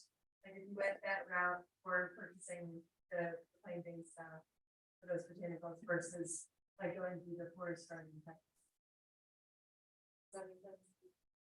Yeah, like okay, so we looked at the Richmond example. Yep. Like Mhm. are berry trees and shrubs, is that cost share rate the same no matter what practice standard you're planting? No, not necessarily. Yeah, because that is so like the windbreak. I showed you that foregone income. I don't think that foregone income is worked into if you were just using the 612 tree establishment practice. So it's better if you can line up like what, so you're doing a windbreak, so that windbreak can have some added money in it. But now the items within it might be similar, but there could be that another component added in that they're taking in consideration. So thinking about forest botanical, forest gardening, if they were interested in applying for even or for an RCS program to do that, would it be more advantageous to go the forest farming? I probably would. I would try to match it up with as close as what you actually want to do. Yeah. They call the CAP 106 now. Yeah, it's CPA now 106, and that's also got complicated because that's just the plan. Now they separated out the plan and all the job sheets. So all the job sheets now are a separate thing. That's a DIA 165. Are the agroforestry practices included in that CPA 106 or different CPA? Okay, that's it depends on the program that you're using. And when EQIP was first kind of thought about in a farm bill, it's been many farm bills back now. There must have been a lot of interest around these forest plans and these forest management plans. So they tacked onto that national policy that you must have a forest plan when implementing forestry practices on forest land. So if it's forest land, then we pretty much are gonna need to have a forest management plan. Unless it's not a forestry practice. So if you're doing something, what could you do? Stream crossings. So stream crossings really aren't, it's not a forestry practice. So you don't necessarily need a forest management plan for that. But if you're doing other stuff like thinning out the trees, prescribed burn, anything that's going to manipulate the tree or that vegetation out there, we'll need a forest management plan. It says in one of those plans where you can apply for DEPA or CSP. To implement any of the other activities or enhancements or practices. Yep. All right. Yeah, there's a lot of rules with getting federal money. A lot of it's so everybody's on the even playing field and nobody's trying to scheme the system. So that's why we have all these rules. Yeah. What's your general feeling as to consulting foresters, understanding the crop cares, and like the fact that I know even a little bit about them, and still a lot of makes me kind of stand out among consulting foresters. But are not here. In general, there are a bunch of them that just aren't going to beat these ever and can't use many of the plans. Or do you see a big pool of untapped resources? If you look at the consulting foresters in Missouri, 2/3 of them are over 60 years old. You know, and so, and probably a good chunk of the third that's left is between 40 and 50 years of age. So there's not a lot of new guys coming in. I'd say we're at a shortage of consulting foresters, which makes a shortage of technical service providers. And it seems like the older guys, they don't want to deal with all this, you know, rules and government money. So you have a lot less of those guys being technical service providers. Now, the new guys that are coming up, I don't know, there's not many of them, but I would hope that they would be interested in becoming technical service providers. But we'll see. We do need more foresters out there in the landscape. Josh. Yeah. I'd like to start with they have so you can get a contract currently. Get a contract.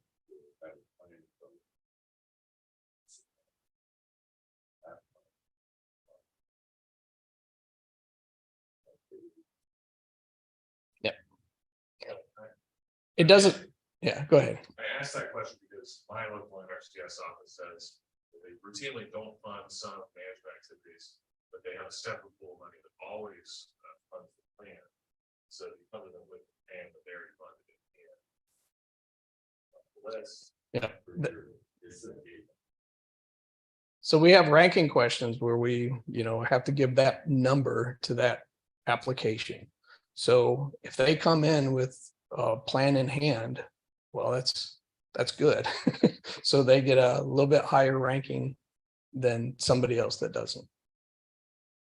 Can I add on also kind of the conversation about consulting foresters and How much? every county has an agency, private land forester and conservationist that, you know, a large part of our job is knowing these programs and being your advocate as landowners to help guide you through that. So not only the people in our PX offices, you know, they know those programs always help you, but you also have somebody else that can really help with the technical service providing as well as, you know, the CSPs in this room. And so even if your individual forester may not know all the answers or familiar with the program, you should still have a couple people that you could go to and help guide you through the system. Because it's not as complicated as it may sound today. It is, but it doesn't have to be, because you can have somebody help you through that. You don't have to know everything, all the rules. We can help you manage that and guide you through it. So how many of those staff are prepared to see anything? Know enough about forest farming and forestry to specifically be able to. say a very small percentage. Just because I've been doing this for a long time with landowners, I was talking to Josh earlier, and just a very small percentage of landowners we work with even show interest in forest farming or even bring that up. Or if we even talk about it, you know, they may like the idea, but they just don't have the time or means to do it. So it's not something that we do very often, but I think it's something that hopefully most NBC PLCs and whatnot would be still willing to help figure it out and still know enough about the program to kind of help you plug your program into that program. If that makes sense. And we'll help you get connected to the right people. That's where an area forester, if the local people can assist with it, then they'll bring it up to my level.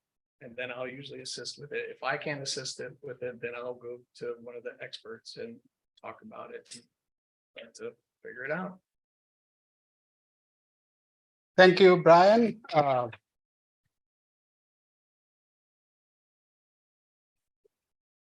And if you have more questions, he is going to be with us for the rest of the day. You